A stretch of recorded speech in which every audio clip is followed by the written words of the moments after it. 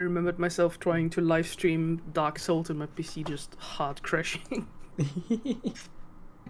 That was the old noodle that couldn't handle video game and stream at the same time.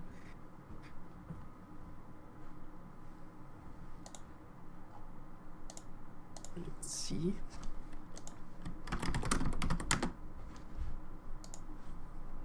Is the live stream going? It is on my end. Let me see. I don't need to do any recording, right? Like I can. No, it's all good. It's all good. Let's see. I don't see. Real. I posted a link in the thing. Okay, let's check. Oh yeah, okay. Ah, good, there is it. Nice. Okay, then I can also throw that out on Twitter. Yeah. Oh, Oni's in chat. Hi, Oni. Hey, it's Oni. How are you? Happy birthday.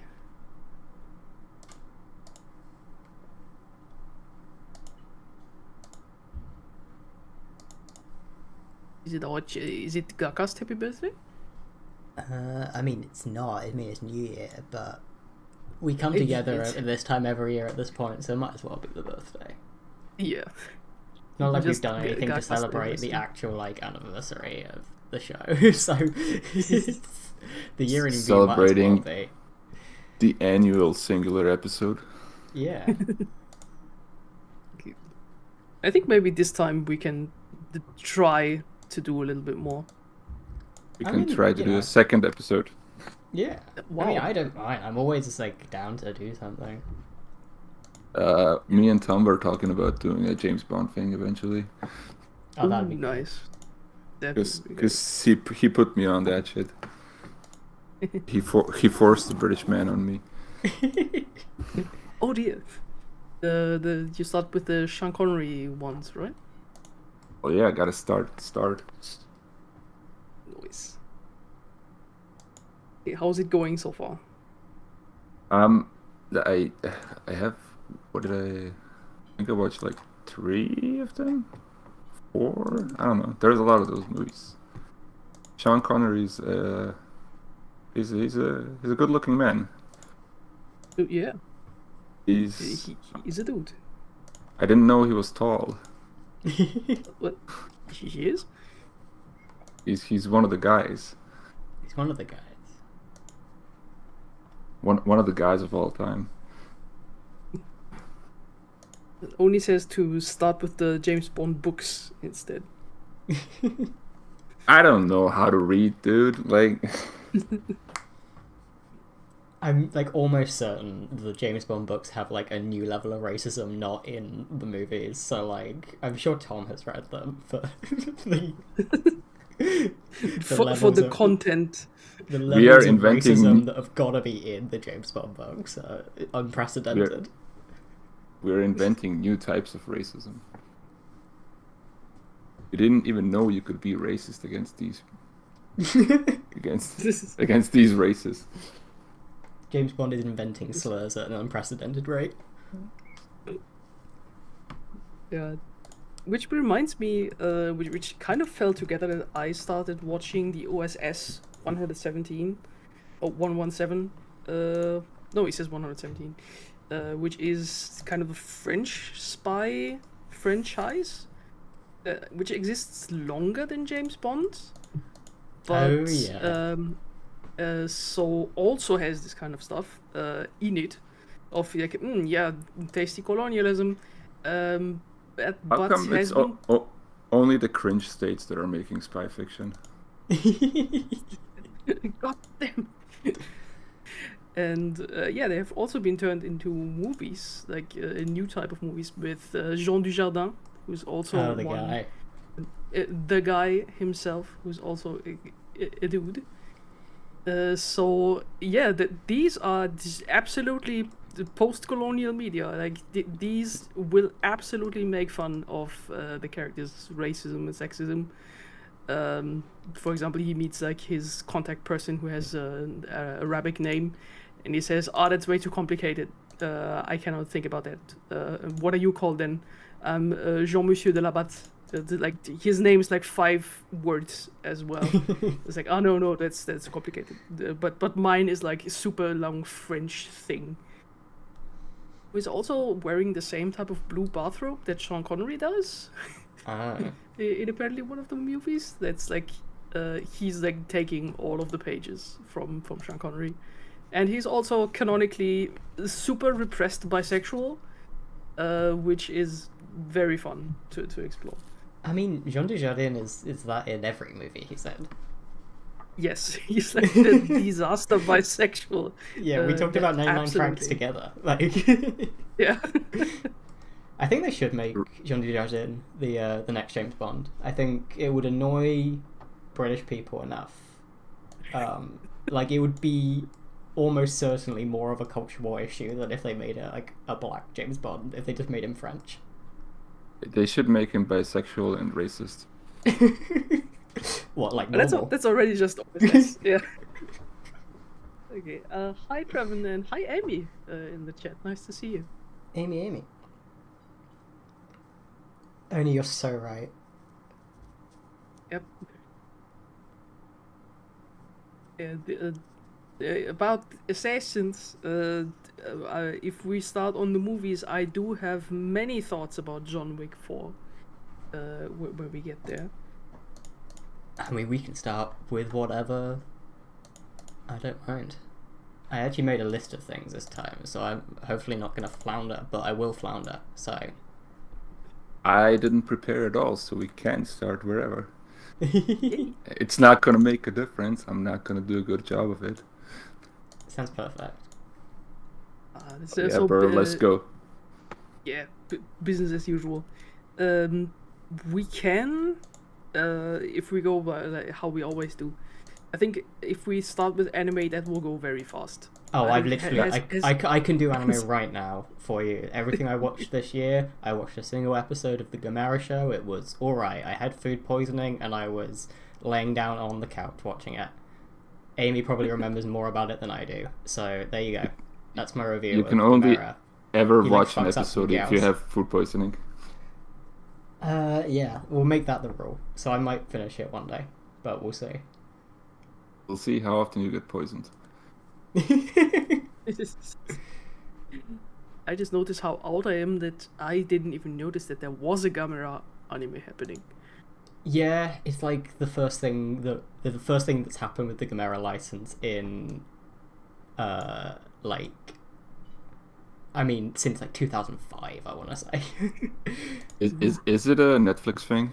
I think it is, yeah. There's like a whole bunch of weird stuff with like American military brats who bully Japanese kids who want to buy a walkie-talkie. They want to buy a radio system so that they can talk to each other. And then Gamera shows up with a bunch of gyaos and they kill people and kill bugs and kill monsters. But yeah, I was out of it. I was not... Like, all I'd drunk is, 2 energy drinks to, keep myself alive at that point, so... I could not tell you what actually happens. I'm pretty sure you hallucinated that show. Probably. Probably. So, Ali, I think you can change the text. I cannot find proof of the yeah, existence of the show. Movies of 2023.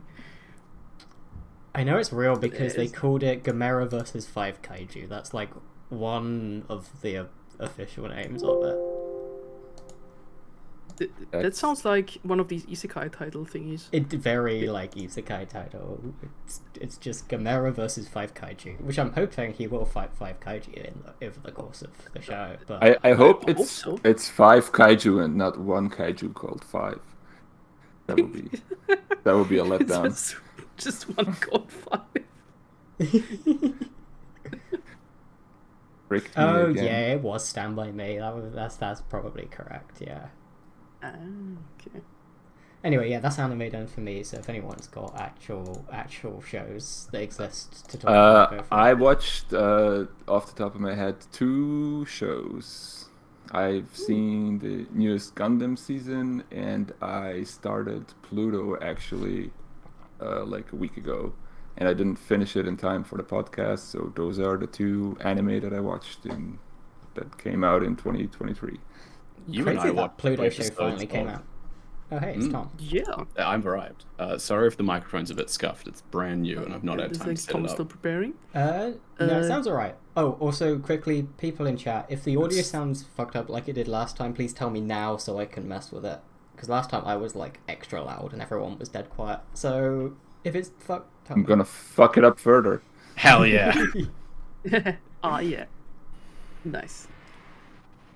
So we just start with the anime things that we watched because that'll go very fast. I also started Pluto this week, and it's pretty damn good. I am surprised how good it is. I'm doing the extra immersion while I'm watching it in German, because it takes largely place in Germany and Switzerland. But yeah, Gotta I'm have the astonished. character that's named Adolf. It's Yes. which Japanese show definitely- about Germany. There's one of the Adis in there. Yep. But although it makes sense, he's a robot racist. So there he is. Yeah, so I will definitely finish that. I also am astonished by the format, because it's about 1 hour per episode, and 1 hour is 1 volume of the manga. So You can do any length if you do like a web show. So yeah, I think they're now finding this out. So it has like a very good pacing, because you get like 1 volume per episode, and the whole thing is just 8 volumes long. So it will be 8 episodes, and I'm finished episode 5 yesterday. So yep, I am very surprised how good that is. I feel like every action scene is done by Shinja Ohira, the guy who we do with the wispy pencil drawings. But yeah, that also has like a very fluid quality to it. I like it. I still have to finish it. Yeah, it's been a few years since I read Pluto, so I'm excited to watch it at some point in the future. I'm sure I'll get to it. Yeah, so huge that's fan of definitely Pluto. one. Excited to watch it for the first time. Been in manga for like 2 decades. I don't read. We've already established this 5 minutes ago. True. Oh my god, so true. Oh, Tom, if you- just before you arrived, we were talking about the James Bond books. Have you read I those? saw- we need to I saw- we need to I know if saw they're Oni. mega racist. The books are worse than the films. Oni, Yes. you little shit. I can see Oh, you no. in chat. I see you, you little shit bag. I won't buy. Yeah, the old films are. I can talk about James Bond for ages. The old films are sexist and racist, but I think that there's But in a there's based way. Yeah, Sean Connery wears like the Maoist strip and he looks sick as hell. I wanted to watch Oh, the yeah. I forget what it's called. The one where James Bond gets the surgery to become Japanese with Boris, but we didn't get to that. I did Oh, watch it in my no. own time, thankfully. I'll get there eventually, I'm sure. Yeah. Yeah. We can talk about James Bond later, because I do actually have some anime stuff to talk about. Let's go for it. I mean, Go ahead. if you want to get like not divisive, but like people have opinions about it, The Boy and the Heron, the third latest Miyazaki movie. Like he already said thrice that this would be the last. But did any of you watch it? Not I have yet. not seen yeah. it yet. No. I did. Hey. Yeah, I was not very sold on it, because we don't need to talk about the animation and the music and anything, because that is just top tier. It's more the story and the characters, and specifically the themes for me, because I don't want to spoil it for all of you, but it just comes in swinging with like this big theme about grief and like losing your mother. and then it just doesn't do it anymore. And then it just goes into getting a sibling. Your father also banged your mom's sister pregnant, and there's ghosts that turn into babies, and he already accepted his aunt mom as his new mom, as yeah. Other way around. The parakeets are dope. Least convoluted Miyazaki film. What's the one where like it's like an implied like lesbian like incest relationship between her and the child version of her grandmother again? Banger. Makia, I think. No, that's No, that's the other one. Marnie? Marnie? Yeah, when Marnie was there. There we go. That's the one. Oh. Yeah, it's like it's not. That a gay wasn't Miyazaki relationship. though, right? I have no clue. It's very funny. I will slander him. I'll blame him for it. He's an old man. We can blame him. He doesn't care. True. There's a photo of him with his dick out now. Is there? What?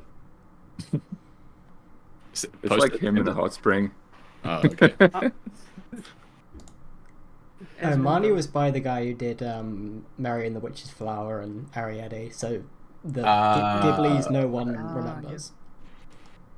Yeah. Yeah, so the Boy and the Heron, what do you think about it, Boris? I think it's pretty cool that the character just like literally gives himself brain damage and then the plot goes off the rails. Yes, that is true. Yeah, it's like the scar that the guy has. Had a decently good time with it, but it's like impossible to follow or predict where the movie is going to go at any given time, and you gotta roll with that. Yeah, I heard the terms. It's more like a vibe-based movie rather than plot. It's dream logic. It's dream logic. Yeah, Oh but my I feel like gosh. Spirited Away did that better. It's at least okay. Yeah, there's also like dream logic and like yokai happening and such, and there's like Yeah. not like a powerful plot, but there's still like a thread that you can like cling onto. It's like, okay, we need to save your parents and you need to get back. Like this is all you need. But yeah, Boy and the Heron was rough for me. Maybe I need to rewatch it one day. I mean, like Totoro as well was like quite, maybe not dream logic, but that kind of vibe as well. But it's also giga low stakes, so it's hard to sort of draw lines in that same way. Have you seen Totoro, Yeah, because- Eleanor? Yeah, Totoro I really like because there's also like very simple like theme that goes on, like getting into a new house and like adjusting to new surroundings. But also what I love is that like the mom's sick and that's possibly going to be a big thing, but it just turns out that she has a cold. Like it's super low stakes, but of Yeah. course like okay, it makes sense like from a child's point of view, like your mom being in hospital is like a very big deal. So yeah, that's good. Totoro, Spirited Away and such I like a lot, but like Boy and the Heron was just was not gelling with me. Let's just Yeah. say that. Can we use this image as the background for the episode? No, I think you can make we it. will get nuked by YouTube. That's I fine. think you could do It's like a cute little obscured. just like zoom in on Like, his face, crop that out, nice and easy. Yeah. Make that an emote or something. Put like Infinite Stratos picture on top I'm of not Yeah, putting put 'em on- Infinite Stardust anywhere near this stream. Oh man, we got to get back to that. I'll be here during the mean- summer if you guys want to find like another 40-something degree day to watch Infinite I Stripes or mean, something. yeah, it's Oh, been hell like yeah. what, like 6 years since we. It will be we 6 watched- years at that point, Oh, yes. such a long time. I'm sure Alright. you can just pick up right where you left off. We probably could, and it would be about as coherent. Nice. Okay, Um, I if- did watch anime this year. I'm so much better than everyone else. Fuck you. Go, Tom. Yeah, Go- I go didn't fuck watch yourself. much. Yeah, shut up, old man. Eat shit. Eat shit and die. Croak. I did watch the second gayest Gundam show to exist, which was It's it was not alright. even like top 5. Second is yeah. pushing it, yeah. Yeah, second place is pushing. I might give it a third place. Is the Gundam Witch from Yeah, Berlin? G-Witch. I liked nice. G-Witch. I think a few people are clamoring for a continuation in its universe because they want to see more of like the relationship actually being together, which I get, but I think that'd be detrimental to the overall story. I could definitely I see would like to more. see more war crimes. Yeah, I think you could do a prequel like film or something pretty easily. That would be quite interesting. So like a Hathaway's Flash for that universe kind of thing. But yeah, I watched like 5 episodes of it, and like one girl gets like decked in the face in like one of the hardest Yeah. punches I've ever seen. everyone's that was little good. like everyone's little pink-haired twin-tailed uwu whose character trait is that she's racist. It's really good. Like I get liking her as a character, but her core identity is that she's racist. And she gets decked like bam, like out of frame. No, she does the boom, decking. Gone. Does the decking. She, Yeah. she She does the punches decking. someone who's even more racist. Yeah, she's just racist. The girl she punched was racist in the wrong direction, so she had to sort that out. God damn it. Yeah, normal Gundam plotline. I did watch a couple other things. I watched that with some friends. I watched that Fate preview. It's like a preview for the new series. They released like a 40-minute episode that was like a cool little hook or setup for a show they're planning to release in like a year's time from now. Still, Oh. yeah, it's such a weird little teaser. I watched the first episode of Oshinoko. Oh, the idol one. Ah, that one. Yeah, so that had for the opening episode, it was like a feature-length one as well, like an hour and something, because it just adapted the full first volume in the first episode, which I think is the only way you could like present Oshinoko as an anime is if you just go like, okay, look, we got to do the first volume all at once because you can't watch this over the course of like 4 or 5 weeks. Yeah. For me, just as an to put it out there, I tried to like read some of the manga, and it like kind of stopped where you find out that the guy is like a gynecologist for idols, and he gets like reborn into the vagina of the idol he has a crush on, and is now the baby. This is where I quit. Yeah, I was gonna say that's very anti-Eleanor. I'm surprised Yeah. you got that far. He's like, What the fuck are you talking about? so the This core idol plot of show starts Oshinoko. with the baby. Yeah. So the core plot of the Oshinoko is a guy. He's not a gynecologist for like idols. He's like a gynecologist in a rural town that they bring the idol to because it's like rural or whatever. And he is like a big fan of hers or whatever. Like becomes a fan of hers over the course of her pregnancy, and then like as she's giving birth, he gets murdered by like someone. And also across that period of time, a little younger girl who was also a fan of the idol dies of cancer. So these two people are reborn as the twins of the idol. Okay, it sounds bizarre, and it is, but I read some of the manga, and it's a decent thriller manga. It's decent. It's a decent thriller manga, actually. It's not bad. My question is, it feels like such a convoluted thing to just not make the idol the protagonist. It's like we need some kind of male guy in there because we cannot have protagonists because Not then nobody will really. read it.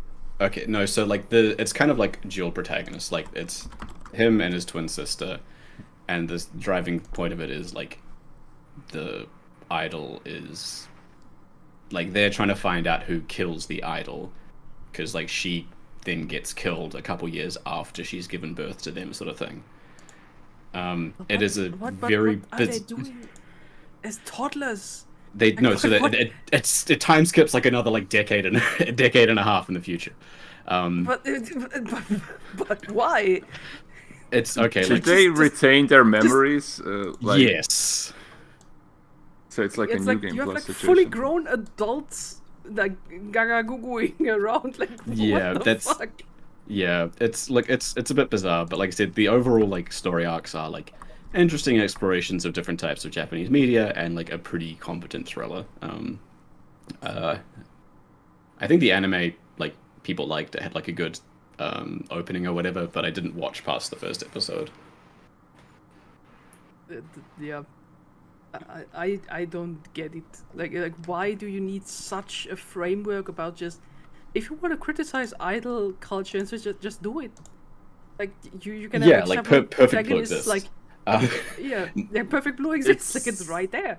Yakuza 5 also.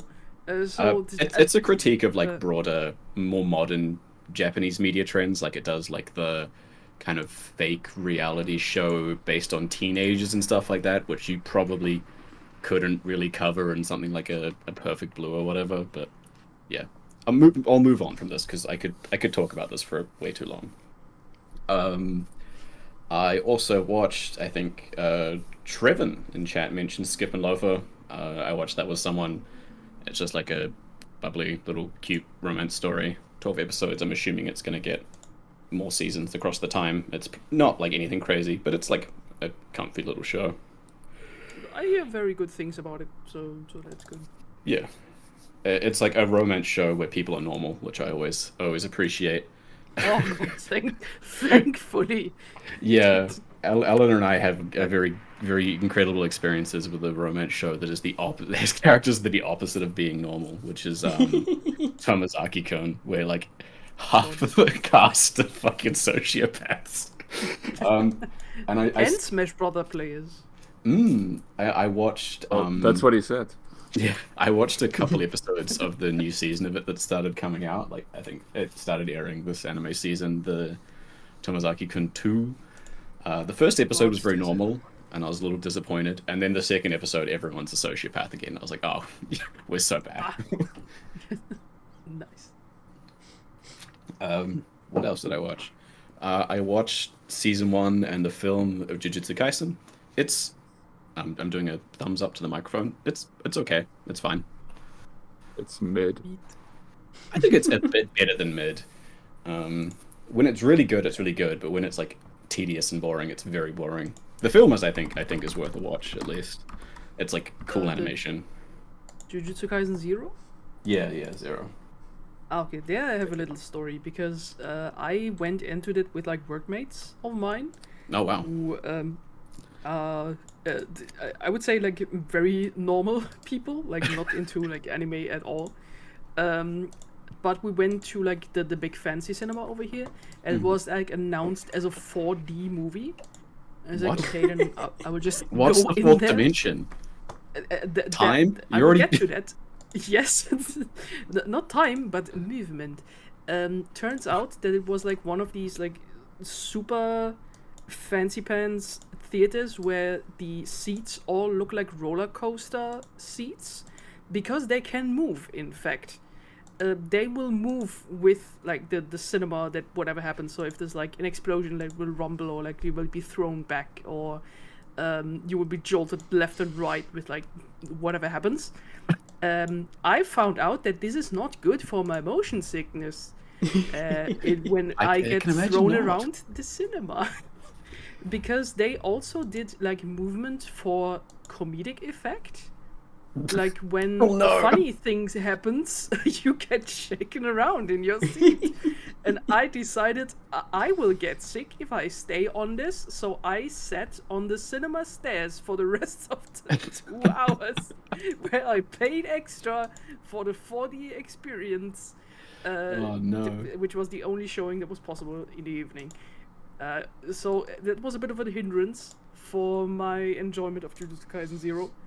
But I just found it's a standard shonen thing. It's like nothing to write home about. So I did not get into Jujutsu Kaisen except just watching 0. I had like the opposite like viewing experience. Like I watched it on like a tiny Chromebook screen, like perched on a couch with someone in Vienna. Like it's just like a tiny little screen. You can have the same experience by just taking the laptop and shaking.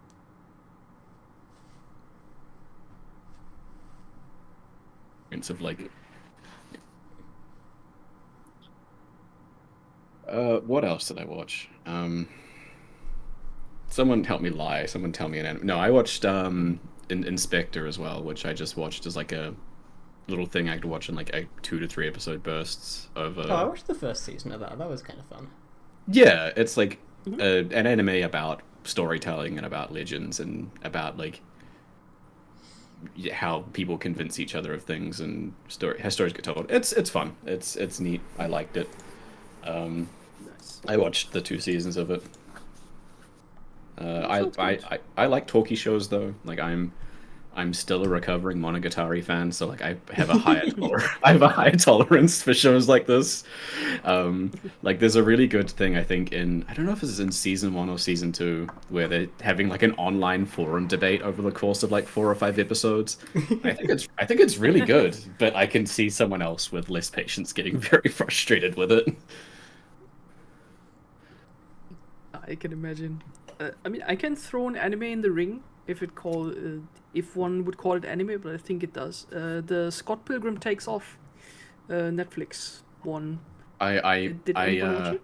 I'm a Scott Pilgrim hater, so I won't comment here. Oh, you will enjoy that then, because the Scott Pilgrim Takes Off one is disguising itself as a remake, but it is not. It is a rebuild, like sequel Evangelion thing. I can spoil you the end of episode 1. Scott Pilgrim dies. Like he loses against Matthew Patel. When they kept the show going, they should have stopped it. But what a I happy think ending. A happy end. Don't you like Scott Pilgrim, Boris? It's Yeah, not like sure. one of your favorite films. Yeah. Damn. I was hoping Yeah, you'd get some fighting going on. You cannot Anyway, provoke but, me. I'm ascended. Anyway, but that leaves like the door wide open for like actual character stuff, because now Ramona has to like find out like what happened, what went wrong, but also she is the one who has to talk like to all the evil exes, who are all like doing their own stuff now. Like Matthew Patel is taking over the league. He now gets into his musical career. You have like everybody doing their own stuff. So yeah, it's like a slice of life, but also a mystery of like trying to find out like why happened, and is Scott Pilgrim really dead? Where is he gone? So that was very fun. It's also by Science Saru, produced by Edgar Wright. So Science Saru, the studio from Masaki Uesa, and they do a great job with the art style of Scott Pilgrim. Also, everybody is back as the voice actors from the Edgar Wright movie, which is also They fun. got all the actors back, and they're not good. Yeah, that I heard about the English ones, because being an actor does not automatically make you a good voice actor. This is like I a had- case study of that sentence. Like, We should have learned there's this, like 3 of them that ago. are okay. Okay. I was lucky because I just watched it with the German dub, and they like also grabbed the same voice cast like from the movie, but the thing is like these are all professional voice actors. So yeah, I had a probably much better experience watching the German dub of Scott Pilgrim Takes Off. But yeah, that was a good one. It's also written by the original like graphic novel writer, who said he wanted like a proper continuation with like an adult mind like looking back at his own work and such. So yeah, Scott Pilgrim Takes Off was a welcome surprise. That was fun. Can recommend. Next. Even if you hate Scott Pilgrim, then it's even better. It's just nice. Sorry, So- Masaki Yuasa, you are my boy. I will watch all of your projects except for Scott Pilgrim. His I stance have is clear. beef with Edgar Wright at the moment because of Last Night in Soho, but I will one day go back and be loving and give it a try. Yeah, I remember, like I really liked it as like Edgar Wright's take on Giallo horror, but I think was it you or Boris who said that like he's not enough of a sicko to pull it off. No, he's so- not. Like, respect to Edgar Wright, he loves film. He watches a lot of film. I know he watches a lot of horror, but I just don't think he has it in him to do a good Giallo. Good on him for trying, but yeah, I did not gel with Last Night in Soho. Unfortunate. But yeah, maybe if you come back to it one day. I had a mighty good time, but I am also just a person of questionable taste.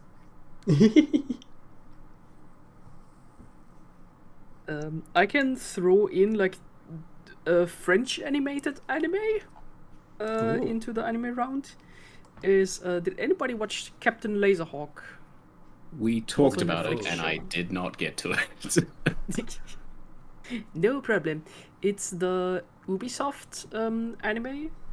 Oh no! Where... It's French Canadian. Yeah, it's French Canadian. It's basically like all of the like Ubisoft franchises, like Splinter Cell, Rayman, Beyond Good and Evil, Far Cry. All of them taken together and like remixed into the Far Cry Cyberpunk world. Yeah, and then you have the titular Captain Laserhawk, who is super gay and has like big bada bear boyfriend, which is canon. It's always good to have. Yeah, and therein goes the action. I am very happy about Rayman, who is in there. He has become a propaganda figure, like a late night host who is losing his shit. His arc is great. I love Rayman just going bonkers in this one. And yeah, it's animated by the same guys who also did like people do Vermin, like the other French things that I occasionally talk about. Oh, So yeah, I'm very happy for them to like finally have like the big Netflix production. And it unfortunately it's set up with a sequel hook, like the story's not finished, but I assume it was planned for season 2 because at the end you see like game over, continue, yes. So I think it will continue. I hate to be like this, but if it's a Ubisoft product, it ain't getting one season. I know. Please let me dream. So I hope it continues, but what it delivers, very fun. Like the good violent adult thing. And I also forgot that there is a joke that there's an Assassin's Creed character, and he is a French frog. He's just...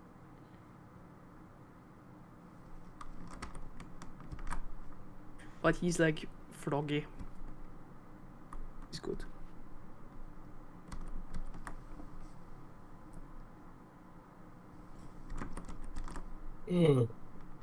I guess I think I have like one more notable show to talk about, which is I watched a bit of that do-it-yourself anime. Oh yeah, It's that cute. Was, that was very cute. It's fine. I did start watching it. I might go back to it at some point. It's very much the type of show like if I had a child, I would give them this to watch. Like I think it's a good show with like good morals and fun characters, and it like looks nice. It's got a good aesthetic sort of thing.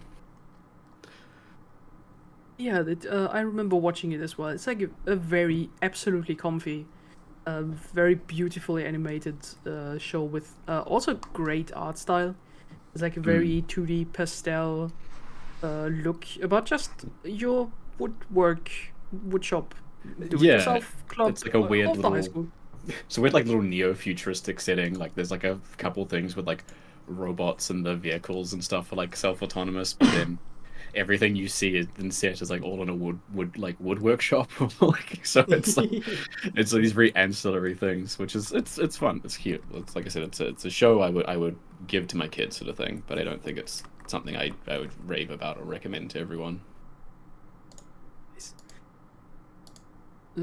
Yeah, I think of the big ones I haven't finished. Blue Eye Samurai, again a French animated show.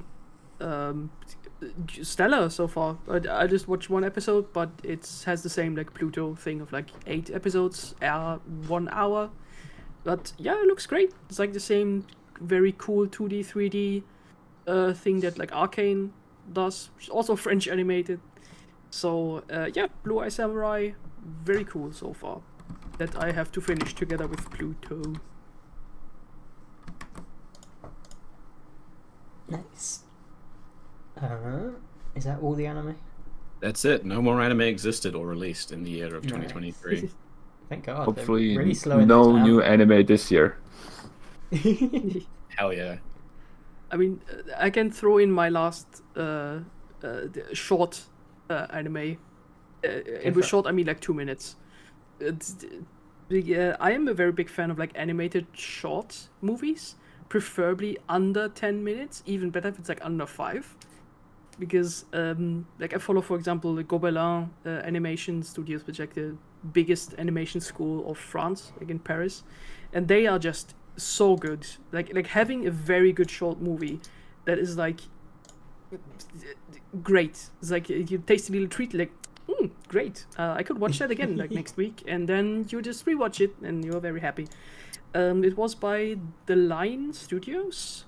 I don't know where they're from, but they did a short called Heavenly Vessel, and it's basically as if you're watching like the last 2 minutes of like a space sci-fi epic that is like very Berserk inspired, of like a huge starship, the obelisk floating through space, where they see a big star that just turns everybody insane and crazy on the ship, and then everything turns into eldritch abomination. But just the way it's animated is like creme de la creme. Heavenly Vessel. It's just 2 minutes long, but it's like that feeling that you get when you're like zapping through television, like a very foreign feeling nowadays, and you just catch something and you think, oh, that's like the season finale of something, but you're still like mesmerized by it. Like I don't know what comes before, what comes afterwards, but just these 2 minutes are just great. It sounds like body horror as well. Sounds like the leaked intro to like the next FromSoft game. Yep. Yep. So Heavenly Vessel was like my animated short of the year. And I got nothing to dispute you on that, so I guess by default, it is all of our animated short of the year. The other one was Punch Punch Forever. If somebody saw that, it was like an homage to like 90s comedy romp anime. Oh. Like these two, Heavenly Vessel for like the big fancy stuff, and Punch Punch Forever for a bonkers 90s stuff. I should check that out. I'm a big Katakano head still, so I think I'd probably enjoy that. Nice. You see, but you can just post them in chat. Should we talk about movies or something else? Yes. If anyone else has a dying need to talk about something. Movies. I could talk about James Bond. No. That's an episode, like a separate episode. Yeah, I'm working I said to Boris, and Ali has probably seen me working my dark magic. I'm trying to convince everyone I'm adjacently like related to that watches films to like get James Bond pilled with me. So I got Crass, I got Boris. I'm like working on Ali at the moment. Yeah, the thing is, I'm house sitting for family friends, and one of them is like the biggest James Bond head I know, so I know I'm gonna have like every opportunity to watch them. Yeah. So I probably will. I will be watching the absolute slop ones first. Oh, I can't help myself. I'm so tempted to go back to that Brosnan slop. Hello, Ashita Jonas. I love you. I hope you like me talking about James Bond. No, Hey, hi, Jonas. I've been very very vocal about my hatred of the Brosnan Bonds, but there is just something so special about like how bad they are in a lot of ways that I can't help but think about it. And I think my housemates are away over this weekend, so I think I might be able to like maybe do a little little viewing of like The World Is Not Enough or something. I have to respect an Irish Bond. Like, Oh, like I love Pierce Brosnan. You know, Irish King. He's from like a small town. You know, glad he got that bread. Um, it's the writing of the film. It's not his acting. no, of course. But yeah, what other movies were there this year? Godzilla and Kamen Rider. That's We watched true. that Oh, yeah, Friday Kamen Rider. film.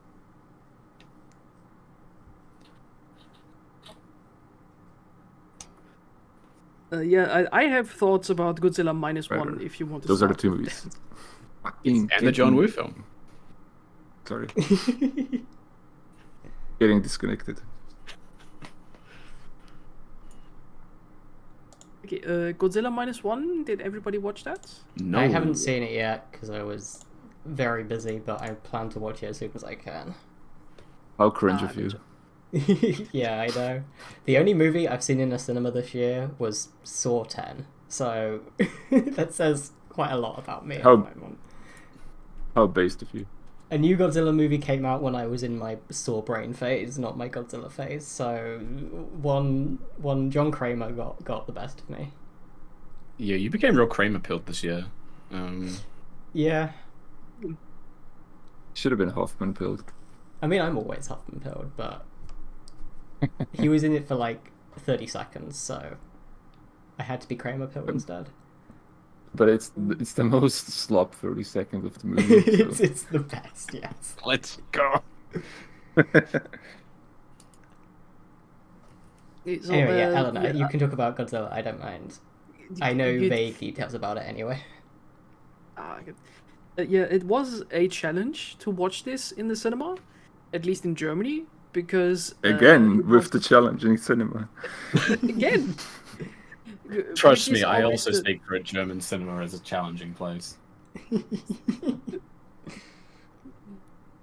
Because it was like, Godzilla minus one, yes, yeah, we have that movie, but we will just show it like on Christmas Day, like the 25th, at like 11 o'clock at night, because that's the only slot we have left. They did like an event showing. It was like, haha, sorry, the program is full. We'll just throw it somewhere. And I was lucky to like catch it on like 29th of December at like 11 o'clock 30 at night, like walk home at 2 o'clock in the morning. But yeah, oof, that is a Godzilla movie, easily one of the best, with the Second World War drama and like survivor's guilt and just a nation in shambles. Easily also one of the best like human aspects of like a Godzilla movie, because like I think especially it's the best human drama out of any of them, at least that I've seen. Like genuinely engaging on that level. Yes, definitely. Because, for example, Shin Godzilla is more like it has like a mass of characters where it just each has their own thing to do, and it's like less characters, like more a machinery that works. But here it like goes like deep into like one guy, where it's like the meme of like guy who hit rock bottom, didn't think he would fall even lower. Yep.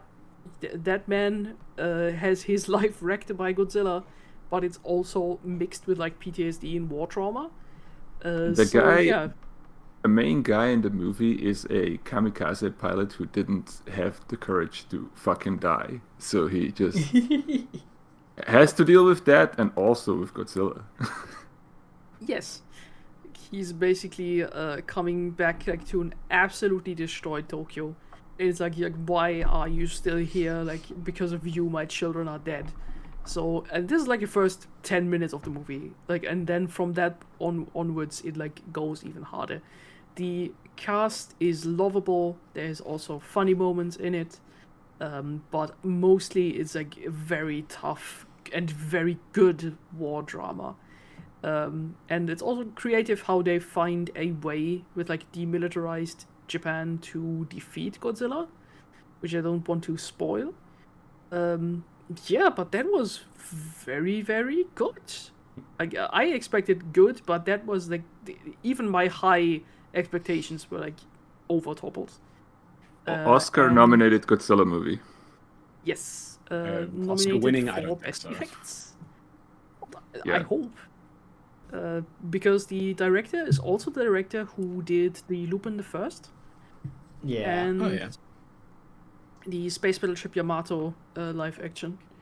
So yeah, and he also is a special effects director and has his own company for doing special effects, which is probably why this whole movie just cost 15 million euro dollar to make, which is like nothing.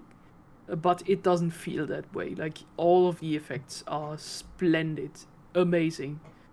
I was blown away. Like Godzilla minus one together with a few others, like in my top 5, if not top 3 of the year, plus best Godzilla I watched in the human aspect, and I think with Shin Godzilla together, like one of my favorites. And Godzilla looks kind of cat-like, which is important. Yeah. Yeah, Catgirl Godzilla. yeah, and he also has a great character. His character is being pissed off. Like he just walks in and is pissed. Like he destroys things. If Shin Godzilla is like the big towering imposing I am in pain, Godzilla minus one is basically oh shit guys, here we go. There goes Tokyo. I love him. He's great. Yeah, very much going back to the like Heisei Godzilla movies where he's just like mad a lot of the time. Yes.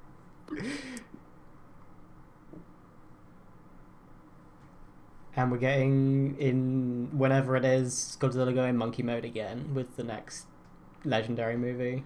I can't remember when that's coming out, but it's pretty soon. I think it's like March. It's yeah, two so- sides of the same coin. Yeah. You got Super Saiyan God Godzilla. Yeah. Super Saiyan 4, Super Saiyan God, Super Saiyan Godzilla. Yeah. Yeah. Nice. He's Is it like pink the, now. the quartz one? Like, I only have like the magic cards with like the different Godzillas one. There's like this space quartz.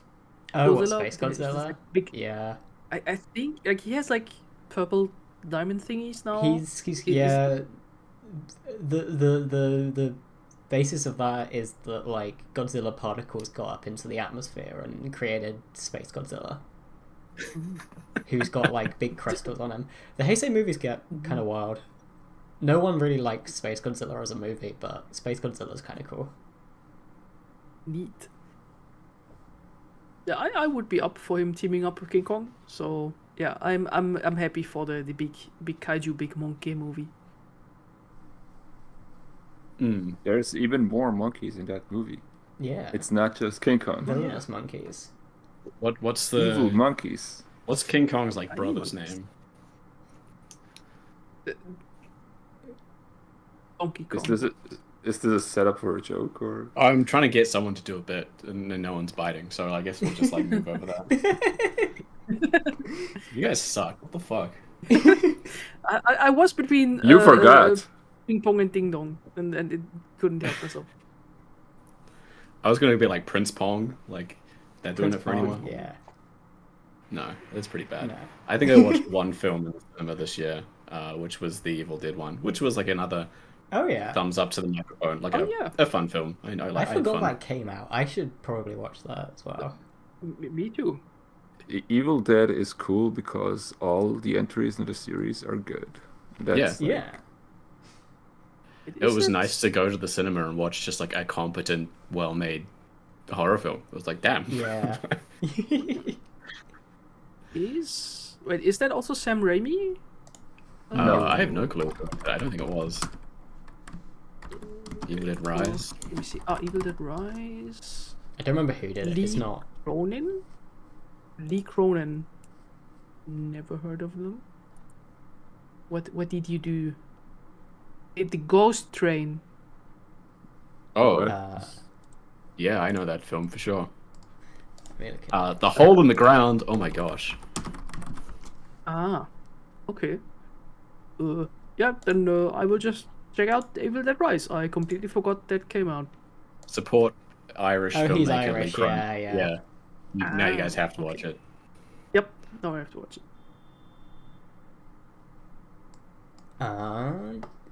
Did we all see Shin Kamen Rider? No, I didn't. I've been very Yeah, bad I to see did. the film while I was Shin traveling. Kamen Rider fucking rocks. Yeah, Boris It's- told me off for it's not great. watching it already. I haven't the only of the like Shin Japan heroes I haven't seen is Ava, which I don't really think they count in the same way, but like all of those No. movies have been great, like Shin Godzilla, Shin Ultraman, and Shin Kamen Rider. They've all been very different, but they've all just been like equally great. It's just so cool to see, I don't, you know, I those don't know boys where Anno just has pop left off. to go. From Yeah. here. He'll like I don't know. he'll just die and once he's run out of films to make. He's gonna make like Shin Love and Pop. He's just gonna go back and like Oh, remake his movies. We need please. to... Make Shin Katakana. Oh yeah. Shin Cutie Honey. Yeah. Actually, Shin Yeah. Cutie Honey would kind of fuck. Let's do that. Oh Yeah. hell yeah! Nice. Did we all watch John Wick 4? No, Yes. a lot of no's from me this year. Ah! He was too busy Yeah. watching anime. He didn't see any movies. I watched one new film with Boris. We watched a lot of old films, and he chose to watch the shitty John Woo film with me. Oh, that one. It was bad. Racist. John Woo's ass allowed movie. to make bad movies. I mean, maybe he's not He allowed can- to make racist movies, but he's definitely allowed to make bad movies. He's, you know, he's one of the greatest to ever do it. But Look, yeah, it's a cool like bad like if it was just like a fun idea badly executed as a film, I'd be like whatever, okay. But the fact it's also just racist is just like come on. Am I allowed to rave about the John Wick 4? Yes. absolutely. Good. Good. John Wick 4. I did the thing where I just rewatched all of the 1, 2, 3, and then 4 in like one go. I Oh, yeah. did not catch it in the theater. I just bought the Blu-ray when it came out, so I watched it in December. Because now I have all the 4 movies in my shelf, and holy shit! Oh god, it's nearly 3 hours long. And it does not feel that way. It feels like 100 minutes, like less. Yeah, it felt Because- really short. It just goes and does not stop. It is an opera of violence that you will not get tired of. It is amazing.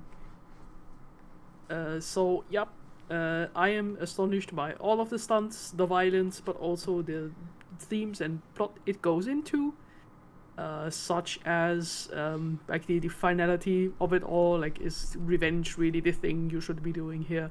So yeah, I think John Wick 4 is the last one. I hope they don't make like, oh, we need to make I a fifth mean, one. I think they are making a 5th one. I don't believe it. I mean, I don't think there's any details about it, but they are making a new one at some point. I mean, the one I hope John Wick spin-off is done happening. with. Yeah. I hope so too. Like I mean, the John ending of Wick John Wick 4 universe- kind of sets up a new, like, you know, a new kind of plot to go forward with characters that were enjoyable in John Wick 4. So I wouldn't be against it. I just want, like, John Wick to be done. Like, I don't need, you Yes. know, the character John Wick to still be around, because I think the end of John Wick 4 is just so final and so good for him that we don't need any more. However, they can bring back Lawrence Fishburne as much as they need. They can make a whole movie about Yeah. Lawrence Fishburne in those movies. I made a whole video game series about him. I watched the. I was playing Mass Effect with Boris. Because yeah. Boris isn't here anymore. He's gone. Everyone in the audience that's huge Boris fans, like half of them, will be like hacking up now. And I forgot how prominent of a character Lawrence Fishburne was. Oh, throughout. wow. Yeah, it's like, oh yeah, he's like your commander or whatever. But like every time you come back, you talk to him, and his character is just that he's Lawrence Fishburne. Yeah. But I think one spin-off is already announced, like There, Ballerina. there's like which, there's that, and there's also uh, there was also like an Apple TV thing with Mel Gibson in that they did that's connected to the John Wick universe that I heard was not good. So you don't need to feel pressured to Yeah. watch a Mel Gibson John Wick spin-off. Let me have a look if I'm just making that up. No, that because that one is like on Amazon Prime here in Germany. Yeah, I John don't know Wick, if Apple lost it. the Continental from the- the world of John The Wick. Continental, yeah, which is a prequel, I think, set in the 70s, which like Yeah. links, I think, like Italian mafia things and like how that links into like the Continental in their hotels. Yeah. I can imagine that being interesting, but I'm not sure. Especially Yeah, with like Mel Gibson on board. Yeah. Yeah, But, also, like, I for think- the audience, yeah. Oh no, you go first. Just Boris, PC blue screened, but he also had to head out. So yeah. goodbye, Boris. No See you worries. next time. So it's now just Ellie, Tom, and me. Gotcha. He did say he had to hop out, so that's alright. Yeah, I don't feel compelled to watch anything else John Wick, simply because John Wick 4 has such a flawless cast of people in it that, like, if they never made another one, I'd be so fine with that. Like, obviously all of the consistent ones, like Ian McShane and Lawrence Fishburne, but, like, Clancy Brown, I can't remember if Clancy Brown was in much of the others. I know he's, like, I think he's in at least one of the other ones. But then, like, they had Rina Sawayama, which is a wild casting. They had What Scott the Adkins fuck? in a fat suit. Yeah, Rina Sawayama is like a minor major character in these What the movies. fuck? Oh my god, now I have to now. watch that shit. So Scott Adkins is like a fat German guy who fights like Bob from Tekken. Absolutely won my heart. Like one of the maybe not the best sequence in the movie, but it's absolutely one of the ones that sticks out. I'm so glad they got him in these movies in such a funny way, because it would be so easy to just make him be guy who fights, and they just went like, look, you've been getting into more comedic roles now. What, do you want to be a fat German guy? And he was down for it. Just does it. Yep. Yeah. I did not dream that up, but the director announced that an anime of John Wick is in the making. That does not surprise which- me. Yeah. Because he says he's like big anime fan, and that one will be about the high table as like a theme. But they did not announce like which studio or who is on it. This could just be like complete like Netflix anime slop, or it could be worthwhile. Time will tell. Yeah, like, I mean, like, Netflix anime is getting better. Like, there was a lot of like slop related to like popular Netflix shows for a while, but like the Cyberpunk Yeah. Edge Runners was a Netflix produced like Oh, Netflix yeah, it production, was, yeah. and that was like quite well done. And I think, yeah, I always just think about the Dragon's Dogma anime that they made for whatever Oh. reason. it was like an I'm glad Altered that- Carbon anime as well that was not Yeah. particularly good. but I also found out that the director, what is like his name, Chad Stahelski, Yeah. will also now take care of a reboot of the Highlander I was franchise. about to say that, yeah, with Henry Cavill. Yeah. Henry Cavill's going to be Highlander. Franchise? Franchise?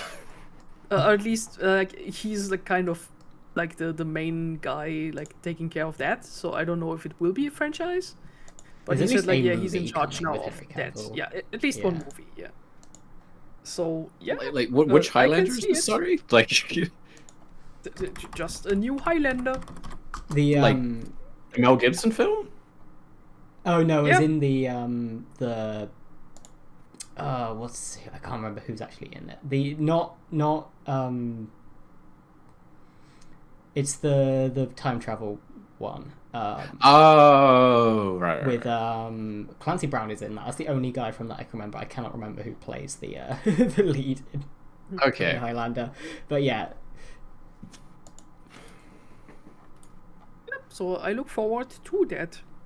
yeah. But yeah, this sounds relatively interesting for his wheelhouse. I'm more excited for that than I would be for like more John Wick starring Keanu Reeves at this point. But Yeah. I just want like studios to fund Chad to do like John Wick style stuff, like more action movies in that vein that have such like an emotional weight to them and are also just sick as hell. That's all I need. I don't need like a ton of John Wick. I just want him to be able to, you know, basically get handed a blank check to make cool shit with cool people.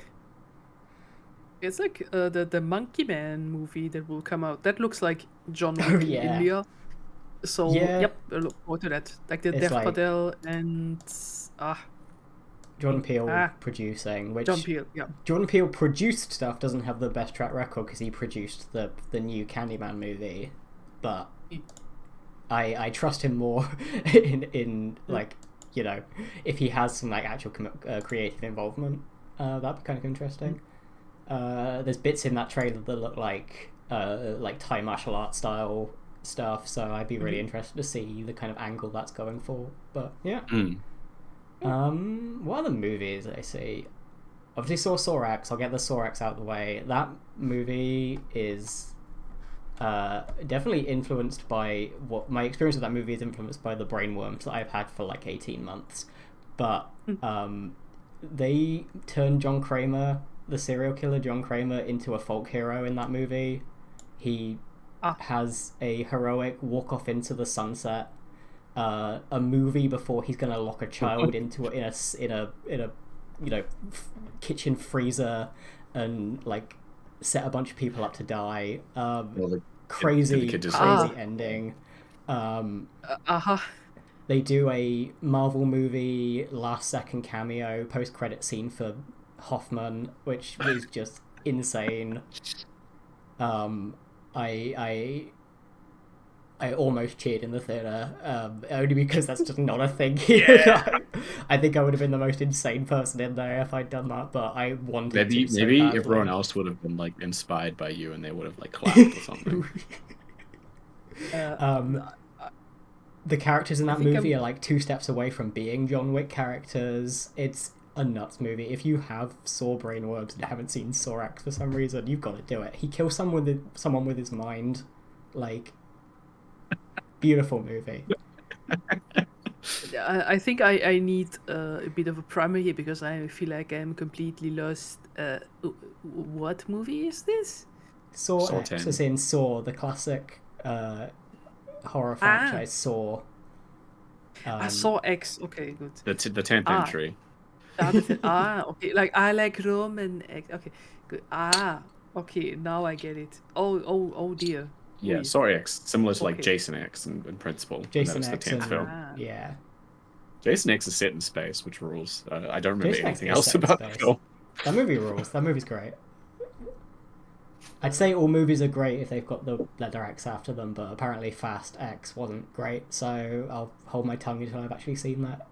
Yeah, not many films get to the 10th point in their Yeah. in their franchise. But like we're on a good track record so far. We got Jason and Saw are pretty good, and like Fast 10 dropped the ball. So The only I just see other... sorry, you go first. in Wikipedia it says that Saw 11 will come out on the 27th of September this year. Will it be Saw 11 or Saw XC? That's a good question. I mean, Saw has had, up until they like Saw Final Chapter in like 2009 or whatever it was, they were just like one of the only franchises to just be title number. Like the first 6 movies are all just title number, and then they brought that back for 10. So I wouldn't be surprised if it will be Saw XI or something. we can make it like German and call it Saw Elf, and then and then it's an isekai. Yeah. That's Isekai. The Saw Elf. Yeah, it often gets sent to. Okay, I'll stop. I will quickly knock out the last movie from last year I saw, which was Knock at the Cabin. I'm slowly becoming Shyamalan pilled. I loved Old. I loved Knock at the Cabin. Old was surprisingly good. I like. I Oh, was- I think the end is very stupid, but it's knowingly stupid, and I kind It's a of Shyamalan love film it. sort of thing. Like, It's a he Shyamalan knows film. There's some he really deliberately makes it as dumb fun. as possible. There's some really fun editing, really fun camera work, and it's generally like gets into some sicko body horror stuff. It's so funny to do that type of movie. Like I think that came out like during the pandemic, so like it's kind of an insane movie to Yeah. drop. Yeah, I don't think Um, anyone expected it to be quite what it was, which is, I think, the Yeah. funniest part. Yeah. And Knock at the Cabin is a lot more like subdued. It foregoes like the Shyamalan twist at the end for like kind of playing things out in a more not predictable way, but like a more expected way, and it's pretty interesting for that. God, I'm blanking on his name. Dave, big wrestler. He's great in that. Like, Oh, Batista is Batista. incredible. Like Batista. breakout talent in the yeah, last few years like, is Batista. like everyone said, like, oh yeah, he needs more. Like he's playing like really serious roles, and he plays them with so much like compassion and so much like genuine like air that like John Cena and The Rock could never achieve and probably never will achieve in that way. It's so bizarre because there's like a lot of compassion present in. I'm gonna get into wrestling. I've become like wrestling pill the last like year as well, so I'll get into a little bit into Nice. this. Uh-huh. There's a lot of like compassion and drama needed for like wrestling acting, but I think Yeah. a lot of the wrestlers that are best at that stay wrestling because it's like a kind of like Yeah.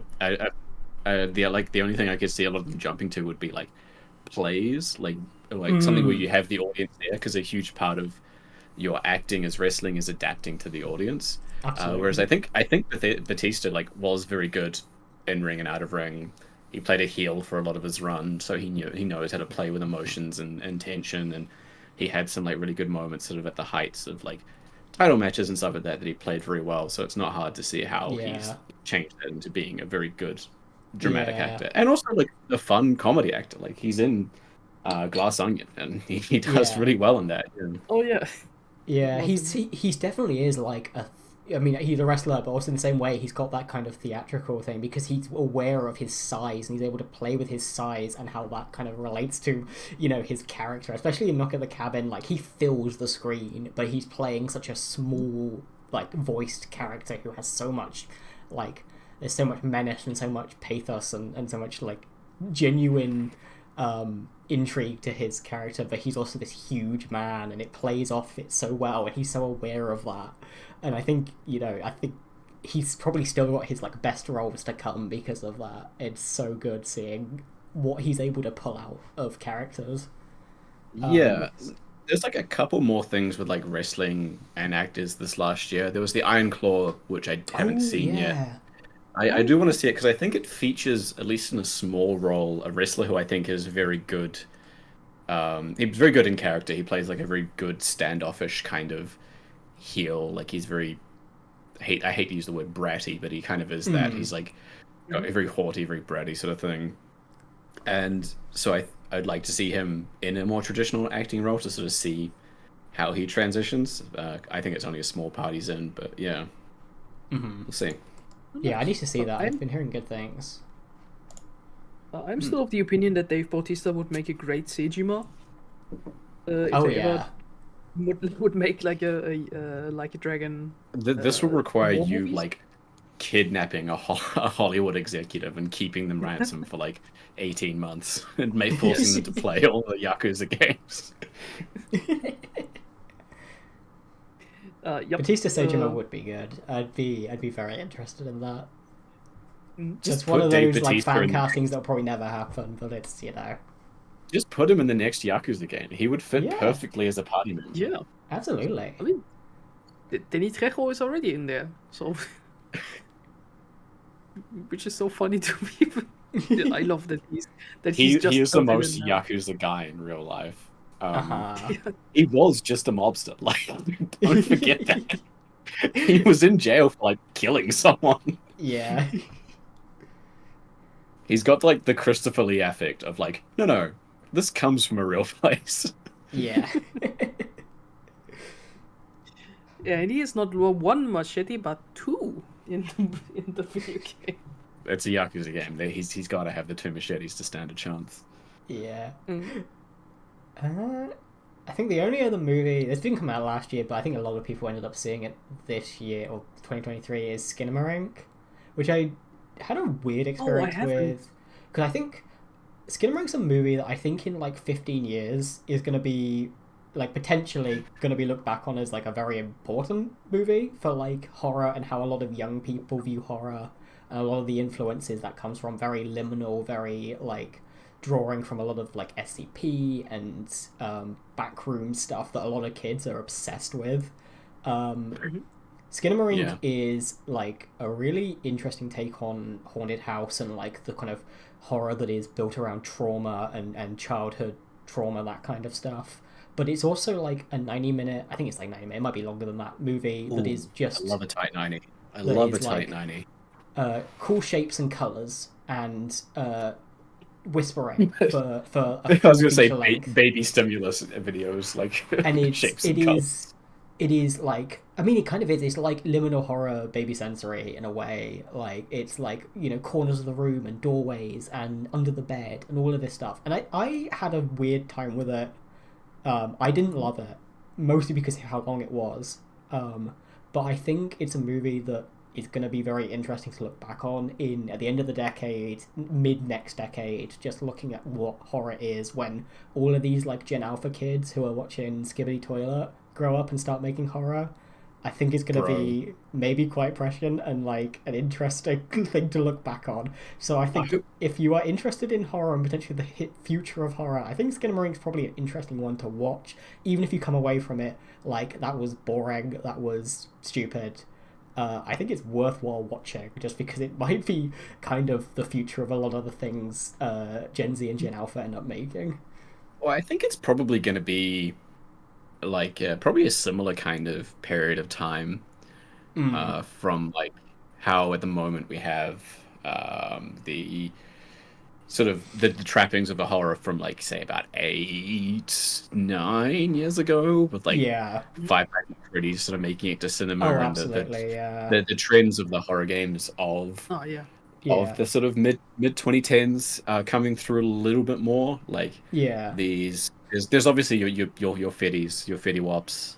There's your there is still some of that the mid 2010s was sort of when some of that like influence of that Yeah. creeping horror, that unsettling atmosphere, like a lot of Yeah. European horror games started to come through a bit more, which is nice, and you can see some of that influence in Yeah. Absolutely. I'm not a huge horror guy, obviously, but I can sort of see that trend. So Yeah. give it like jump a decade in the like- future.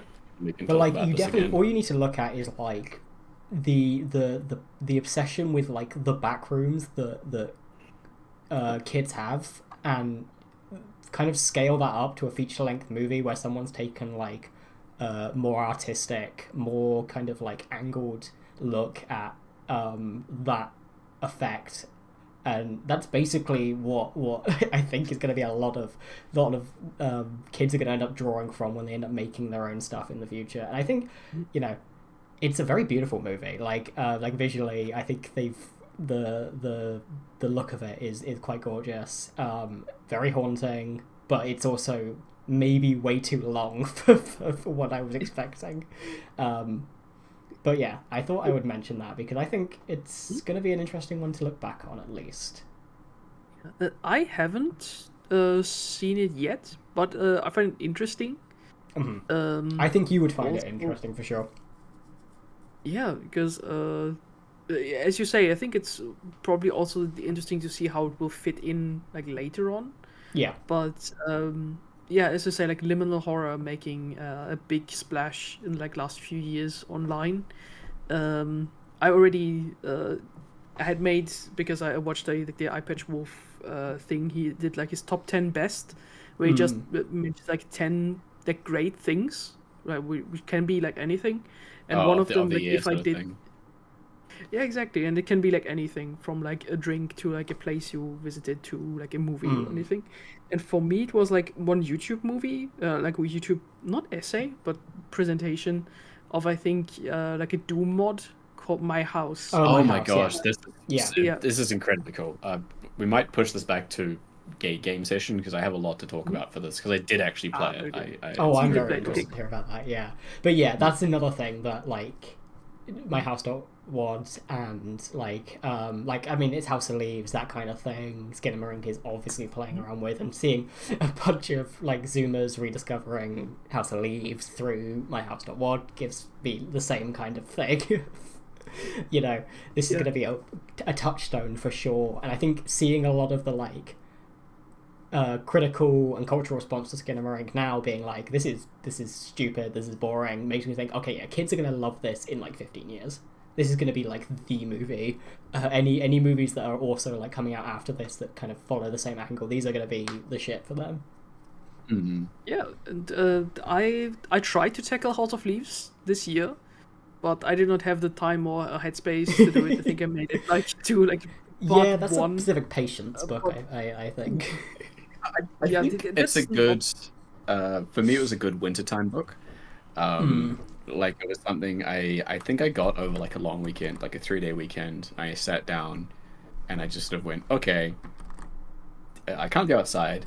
I've not got much on. I'm just gonna go through this book, and I got completely engrossed in House of Leaves. And I know it's like a baby's first Gothic literature kind of thing, but it's an incredibly good experience. I think it's worth having, and I want to look more into reading more like Gothic literature going forward, because it's like an interesting concept that's still very unexplored as a kind of not even like there's some written, but like people talking about it or even reading the books is pretty low down in terms of actual cultural impact. So yeah.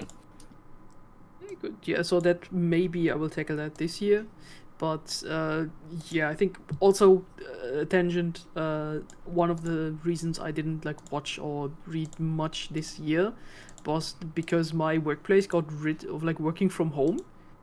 Alright. And then it's like, oh yeah, flexible work times. Lol, no. You have to be here like every day, and you punch in your little time with the little paper clock. And yeah, What the that is fuck? just Really? yeah, it's like Oh yep. my god. That is like it doesn't leave a lot of time for like doing things, because I like get up at 6:30 in the morning and like come back at like 7:30 in the evening. So I just either have to do things like in the train or at home when I'm dead. But yeah, I did not have like a lot of headspace for like sitting down, like being calm and something. You cannot read House of Leaves when you're like No, definitely not. Yeah. You have to keep track of two. At the very least, you're reading a novel where you have to keep track of these two narratives at the same time, and then you're also doing everything else to do with it. So. Yeah, so that's why I invested in a Steam Deck for Christmas. Oh, nice. Which I got myself for like playing Baldur's Gate 3 on the train.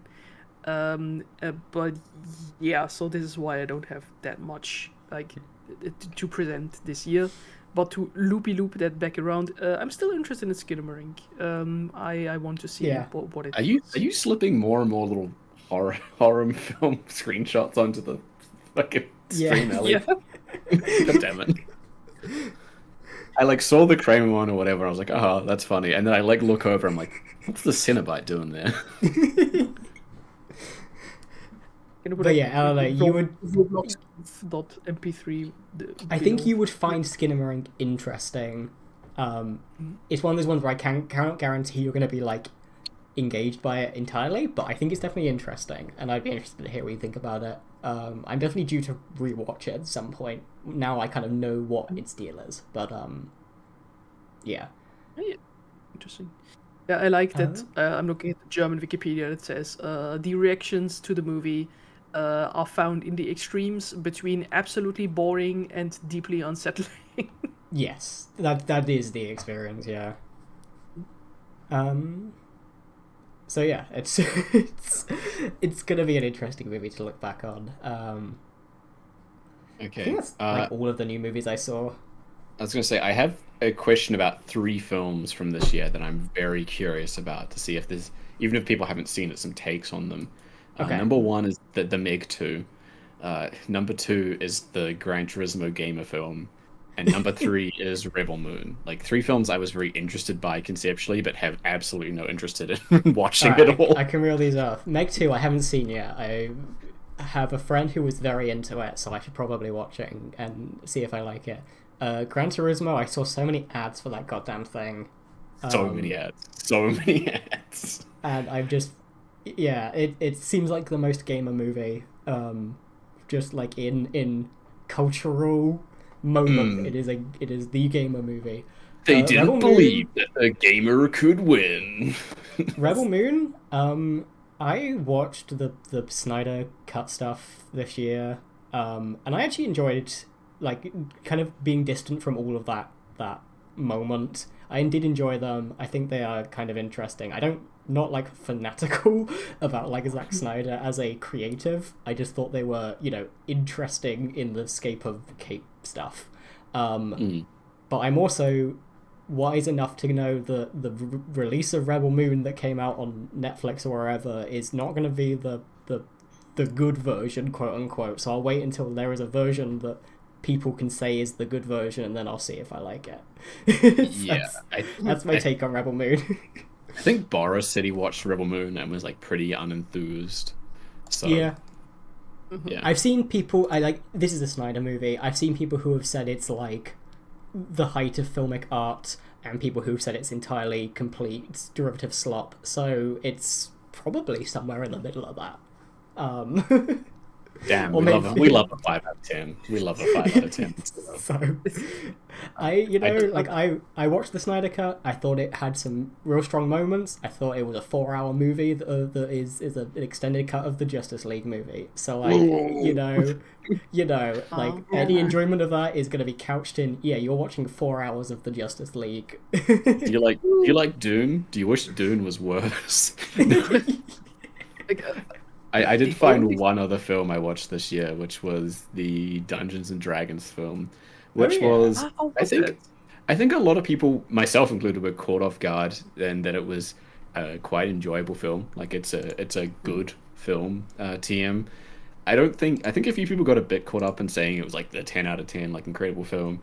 I think it properly encapsulates the kind of vibe of playing D&D with your friends. Like, there's a couple groups of characters that have like a bit of backstory together, and the main focus is just like sort of shenanigans, sort of going through and doing dumb stuff to solve your problems.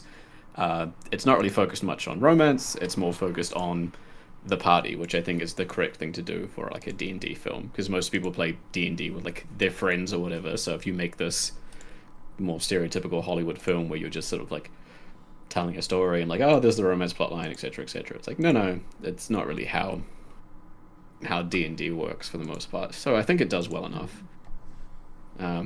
They probably will make another one at some point. I'm guessing like this one is probably going to ride out for a couple years as it slowly makes its money back, because I don't think it did particularly well at the beginning. But it seems like the thing that'll do well over time, sort of thing. Yeah. I think now that I got into Baldur's Gate 3, I think I might have more of a appreciation for something D&D related, because I also have never played D&D in my life, and it like probably should be a thing I should be doing. So maybe they should have just released it after Baldur's Gate 3 came out. I don't think they could have known, because Baldur's Gate 3 was technically already out. It was in early access for a few years, and I don't think Larian was super clear on when it was going into full release. Like it kind of crept up on me as well, because I'd looked at Baldur's Gate 3 a couple years back, and it was in a pretty dire state. Like it was pretty bare bones still, and there's a lot of problems with the systems and decisions and the structuring that I really couldn't get behind. So like I don't know quite when and how things updated, but it's gotten a lot better. So the fact it went into full release, and it probably shouldn't have gone into full release. Like it probably could be going into full release now, sort of thing. But Yeah, I'm happy and I started playing it like 2 or 3 weeks ago, because like I already had like several patches like under my belt like starting, but I ran into like 2 bugs that are like kind of not game breaking, but like I cannot finish a quest. Like for example, the Barkus, the like goblin, is like stuck in my camp, and I cannot talk to him to like finish the quest. So Now in hindsight, yeah, the D&D thing, I forgot that came out. Like, I would be interested in watching that now. Yeah, I think the film kind of missed the two peaks it could have released in. Like, if it had released at the height of popularity of Critical Role, it probably would have done quite well. Oh yeah. Whereas I think Critical Role's kind of got. I've never watched Critical Role, so take this as like a grain of salt sort of thing. I think Critical Role's at like a lull, like a bit of a low point at the moment. Like, people still watch it obviously and enjoy it, but it's not Yeah. as exciting, or as people aren't as engaged anymore now that Yeah. they don't have as much time after COVID or whatever, or things like that. There's a lot more saturation for it as well, because I always see my friends talking about like, oh, this other like D&D podcast / show. So I think there's like a lot of it, but it's like, Yeah, oh, you yeah, could listen to people the just, like, you could listen to McElroy D&D podcast.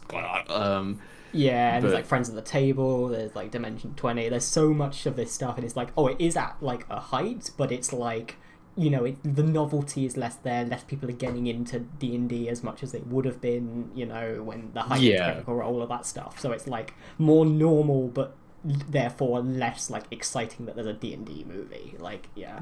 Yeah, like because if the D&D film had sat on like a hard drive or whatever and released alongside sort of a Baldur's Gate 3 hype thing, I think it'd be a problem, because a lot of people would want like, oh, where's the references to Baldur's Gate 3, or in Baldur's Gate 3, where's the references to the D&D film? Like, no, you can tell. Like, the point of Waterdeep is that it's such a deep and complex world that you can tell completely disconnected stories. You don't have to have everything reference each other, but because it's, you know, these things are in the same world and they don't have anything to do with each other, I can see people being like a bit frustrated with that. Yeah. Well, definitely. Yeah. Yeah. I On have a that few note- movies that I Oh, can yeah, go for throw out. Like on the also Netflix thing, Nimona came out. Oh, The yeah. animated I horror did movie. mean to check that out, and I didn't. So It's very fun. It's very good. Like, I am also happy that it didn't turn into a Disney thing, because they are definitely doing things that Disney would never allow. Like having the canon gay couple. Like, in there, like, homosexuals, no, homosexuals. Oh my god. and a non-easily editable out scene. Yes, they are just integral to the plot. They are like the two probably dads for Nimona. Also Nimona being just an unhinged gremlin, just full on. We're gonna do violence and crimes. I like her. She's great. So yep, Nimona good. I also noticed that I watched Tar, a movie or with the orchestra Yeah. thing conductor. Thank you. Yes. Yeah, that was a movie like a gut punch. It didn't leave as big of an impression as I thought, because I was like, oh yeah, I watched that. But yeah, it was also good. Movie about very much power abuse in the arts. That definitely is, I'm happy that it is there. It's a not watch it, good time. Also I like how it ends. I don't want to spoil it, but it's like okay. Then the Super Mario Brothers movie came out. Put the picture on the screen. Just do it. It's the one that is in the Guardian Lounge for the Super Mario movie. Did anyone see the Super did- Mario movie? I did. Was it good? I didn't see it. I know nothing about the Super Mario movie besides Chris Pratt. I think I also like Scott Pilgrim. Did myself a favor just watching the German dub, which Oh, has yeah. like I don't know why, but just the triple S rank of like voice actors in it. All in all, especially Mr. Garrett Schmidt-Foss, who I am a big fan of because he is unhinged German Seto Kaiba for many years, but also Leonardo DiCaprio's voice. And he is a super, very expressive Luigi in this movie. He really gives it us all. Yeah, good that he's there. I love that German Chris Pratt is in there. It's like, because voice actors get assigned actors, so that there's like consistency. All of their voices. It's like, okay, this is the voice that belongs to this actor. So like, German voice actor of Chris Pratt is playing Mario, and he does a stellar job. Maybe because he's a professional voice actor. Does Yeah. the German voice actor for Robert Pattinson also play the heron in The Boy and the Heron? That is a good question. I saw that in Japanese with subtitles. Oh. I don't know. I should look that up. Yeah, but a stellar casting for especially also German Bowser doing his best. Great Peaches version for like the German one as well. Yeah, it's a movie. It's a fun little adventure with some Easter eggs, and it's like a family thing you can watch with everybody together. It doesn't do like anything groundbreaking, but it's a fun little adventure. It's good. With a sequel hook at the end that maybe a Yoshi will show up next time. Sorry, did me yeah. posting pissing Mario spark Mario discussion? Yeah, that's what I said. Put the pissing Mario in the video. a little behind the scenes of I've decided whenever I go to the toilet, I'll just post the pissing Mario on the group chat, and it's worked out well so far. Yep. If we go, I mean, did you participate in the event that was Barbenheimer? I No, did I not. I did these not. films. I was at like the height of like back to school work at that time, so I was like, I do not have the time to go to the cinema at this point. But yeah, I I kind think- of passed both of those by. Yeah, when they both came out, I was at like the peak of like traveling Tom. Like I was sweating my balls off in Italy or something. Like I absolutely was not going to be able to go and make a double feature or whatever somewhere. Yeah. I did not watch both at the same day, but just like one with 1 week between each other. Both of them great. Like Oppenheimer being like the big Nolan movie, which ends up being very topical, and also good way of using like sound and just the structure of it. Like it's a very movie in the movie. You have like one part that is told in black and white, which is like the Robert Downey Jr. character, and the other one in color, which is like the Oppenheimer type things, and like how these two like intersect from like two different points of view, and it comes together in like a great way. For Barbie, yeah, better than I expected. It's Ryan Gosling as Ken, beautiful, good man, happy for him. It definitely has a lot to say in like also in a feminism, gender theory kind of way, especially also like men should not like identify themselves like how women see them. So there's a lot of like great things to be seen there, but you still feel that it's like still very like cis feminine in a way. But of course, yeah, it is. Yeah. There's like a little angle of it there where it's like, yeah, mothers should sacrifice themselves for their kids, and like, should they? But yeah, the rest of it great. Had also some fun little things it did, which like link back to like the real world and how does not work in the real world. So yeah, good time. Yeah. If we stay with the feminism, but just with more unhingedness, I saw Poor Things Right. last Oh. week. Poor Things, a little bit iffy on some things, like how does consent work when it's a baby in the body of a grown woman? But yeah, but at least it does something with it. So yeah, we have William Dafoe. Yeah, He's there. Yeah. yeah. As Dr. Frankenstein type of guy who just made his own daughter, and that's an experiment. And she goes on her merry way, into the world to explore, and she comes back a changed person. And yeah, that goes definitely harder on like the feminism and like personal freedom angle, but also like learning about the world, finding out your own sexuality, yada yada. Yeah, that is also my first movie of said director, whose name I've forgotten. Didn't watch The Lobster and Favorite. Something. Yeah, which I should have, because The Favorite probably interests me also a lot.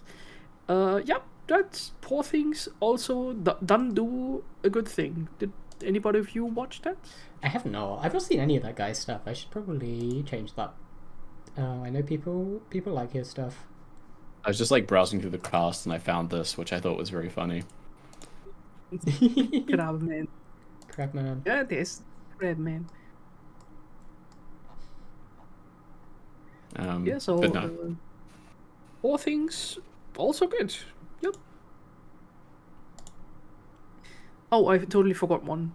That was also good. Across the Spider-Verse came out. Oh right, that Thought was this came out year. this year, yeah. That was this year. Yeah. I thought it was last I know. year. Yeah, well, not last year. Year before last year. Fuck. God damn it.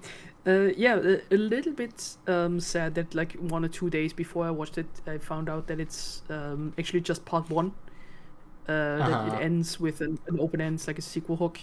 But of course, they will make it a trilogy because it's great. And yeah, it's very, very good. Oh, hey, it's a Nobu in the chat. Hey, how are you? Yo, my favorite Nobu, Yu-Gi-Oh Nobu. streamer and my favorite. What's that fruit stacking game? Suika game. Suika game, yeah. Yeah, my favorite Suika game streamer. Yeah.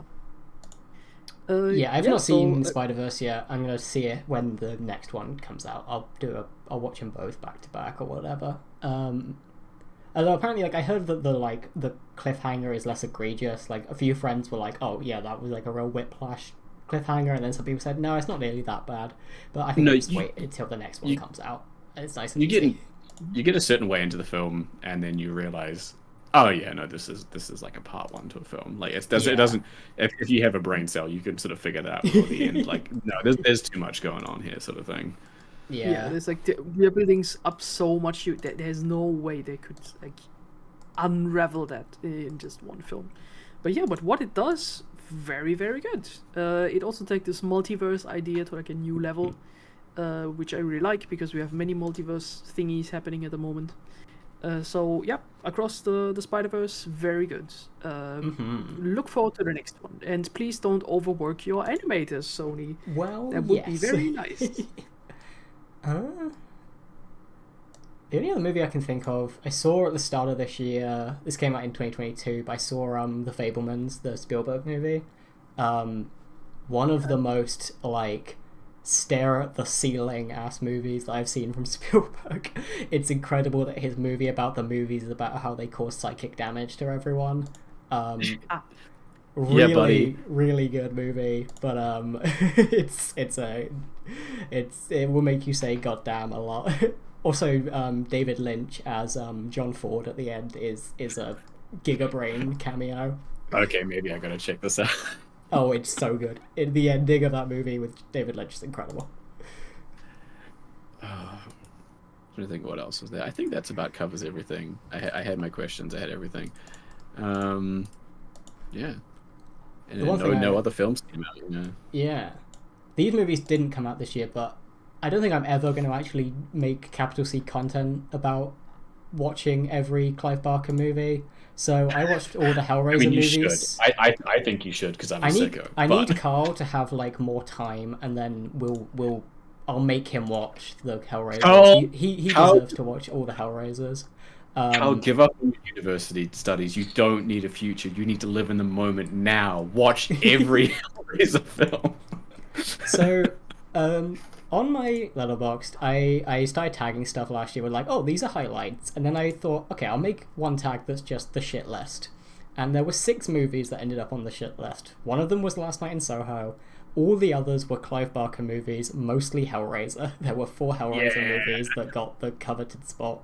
The other was an episode of Masters of Horror that was a Clive Barker adaptation. I can say with confidence that unless your name is Carl, don't watch every Clive Barker movie. Don't watch every Hellraiser movie. But if your name is Carl, start right now. Yeah. Which reminds me, something that came out this year that I entirely forgot about, came out last year, is a black and white edit of the OG Candyman movie. Oh, yeah, that's right. Because there was a tweet that was like, "Oh, this is this is what Candyman would look like if it was a 50s noir movie." And then someone was like, "Oh yeah, I'm making a full edit of this," and that came out, and it's surprisingly effective as a edit of the movie. So if you're able to track that down, I can't remember if it's got an actual like permanent home on Internet Archive. It was a like, oh, you have 24 hours to watch it, or you can join this Discord and you can watch it for 48 hours or something. But the person who made it has actually given it a permanent home, I believe. Oh, nice. That's good. But yeah, I watched every Clive Barker movie. By the end of it, it was draining. I got past all of the good movies before I started, essentially, besides a couple of the like short movies he made before like Hellraiser. There's a couple like short art films he made that were really cool. But beyond that, don't do it. Unless you're Carl, in which case I'm gonna show you the worst of Hellraiser. Let's go. Accident Cinema Podcast has to come back. It's so Yes, good. it has to. I've got some ideas for movies. Otherwise, like I said on Twitter, like hit me up for some Pierce Brosnan shit, you know. Oh yeah, absolutely. No, I will say, I think Eleanor mentioned Oppenheimer briefly, didn't really cover too much of it. I didn't watch Oppenheimer because I'm a smart person. I'm the smartest member on this podcast. I read a book. This is the book section. I read a couple books this year. That's crazy. But I did read one book that's sort of related to it in a sense, which is When We Cease to Understand the World. I think it's a very, very... it's a good book, but I think it's a book very much worth reading. It's a South American piece by Benjamin Labatou, I think was the name. I forget. It's kind of this like fictional, semi-fictional, semi-historical account, semi-scientific account of like the unraveling of quantum mechanics, sort of through the perception of a bunch of different physicists and scientists, you know, and all that. And it doesn't have like Oppenheimer specifically, but he is referenced as a part of it, and there's a lot of relations to and assertions to like Eastern mysticism sort of throughout it and theming, which works really well through these. It was very popular among the scientists of the time. So, yeah. Side note: if you liked Oppenheimer, read a book. Read a damn book. Read a fucking book. The first like bit of it is like I think a bit heavier on the theory, and then after that it sort of gets more into the philosophical, definitely fictional, but philosophical thoughts and implications and relations to these scientists and how they perceive the world. Like there's one bit when what's that Danish guy? I forget his name. He like experiences a vision of, you know, this light and warning of his work that terrifies him deeply. That's sort of an allusion to the nuclear bomb, you know, 30 years from now, sort of thing. Yeah, it's a very, I think it's a very moving book, a very interesting book. I don't know if I would call it 100% good, but I think it's worth reading. Yeah. Awesome. Yeah. If your name is Carl, read a book. I can throw in like one series. I'm not sure if you watched it. Netflix made a One Piece thing. Oh yeah, I should one day watch One Piece that. live action. Okay, because I watched it. Tom, what about you? I'm a One Piece hater. Of course I didn't watch it. Okay. Yeah, I'm just happy because I probably also, again, this is just a running joke that I probably made myself a better experience by just watching the German dub, because they grabbed the whole anime cast and just plonked them in, and these are people who have been playing these roles for like 20 years of their whole career, so like they are very at ease like dubbing these people. So yeah, very fun. I liked it. They of course have to make a few missions. Like you cannot throw in like from the beginning to Lockdown in eight episodes. Apparently it was, but then it was like shortened down, so you can feel that it's like okay, they're already doing like the foot on the barrel like thing, what they want to do, but they haven't like visited Smoker yet. Yeah, because that should have happened in 2 episodes that were cut. So yeah, I think they will move that to season 2, which has already been confirmed, and also confirmed that Chopper will appear. I really hope they do him CGI justice. Chopper. Yeah, I really I hope hope he's that- terrifying. I hope he looks like pre-release film Sonic. He's got those eyes. Uh-huh. Yeah, absolutely. I really hope they're just going to do like a Detective Pikachu thing. Oh, like, it probably sort of will. I mean, Oda thing. has decided that Chopper isn't a character in his merchandise now, so like, Cool. so like, there's no way he allows them to make a complete freak, but that is what Oda deserves, so I think they should make Chopper a complete freak for the live action. Let him be a freak. I'm curious about the live action. I heard it was fun. I will probably watch it when I've got nothing else to watch. I guess I'll see when it inevitably. I assume they're gonna do Alabasta next, and then they'll do Skypiea. I can't imagine you go very far along the line of One Piece, because at a certain point you're kind of limited in what you can do. But I guess if they end up doing like the original plan of, it ends sometime after Skypiea or something, I'd be pretty interested in like 3 seasons of that show. I guess I'll quickly throw in the One Piece blog, but I'll preface it with Eiichiro Oda, you are a fucking freak. You will pay for your crimes one day. But One Piece was pretty good this year, so there you go. Well, they're doing another One Piece anime as well. They're like just like Yeah. fuck it.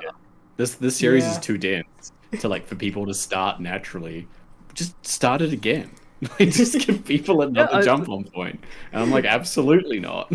No. Okay, I'm very happy with it because like Studio Wit, like doing the One Piece. This is how we tell them It's apart. such a It's funny like way one, of... Oh my Funny god. way the of doing One it. Piece. We have One Piece anime and the One Piece anime. I hope we get like Star Trek style names and we just have like 15 different One Pieces running concurrently. I'm so up for that. But yeah, I'm happy that for at least I found it to be when I like interact with like more normal people, like the like. What are we, freaks to you? We are all free together, Tom. When I interact with, I don't want to say the normies, but like people who are not like into anime as well, and there's like, oh yeah, there's this new this new One Piece thing that's like really good. It's like, oh yeah, cool. It's like you don't have to be scared of like 1,000 episodes or like over 100 volumes of book. It's like, here's a neat little thingy, and you can enjoy that, and it is a lot of fun. Yeah. I also like that because One Piece has been running so long now, they can already take something and loop them back in. For example, when we sort of start with like One Piece, we have the whole Corby and Helmeppo thing, and they become secondary protagonists through this because they are on Garp's ship, and Garp already is chasing Luffy throughout the East Blue, and you already like after Arlong Island, you already find out like what the deal between Garp and Luffy is. That So was you- wild. like- It took us like a decade to learn that in the series. That's kind of funny. They- Do you know a fun fact I've just learned? Yeah. The One Piece manga is older than both Ali and I Yeah. by like Oh, God. 5 months. Yeah. Yeah. Oh dear. And the anime let me- is older than my younger brother by about 5 years. Damn, that's been a long time. Kind of crazy. But yeah, so I like this kind of remixing they do of just taking later part and like folding it back in so that you get Yeah. like a fuller picture of things.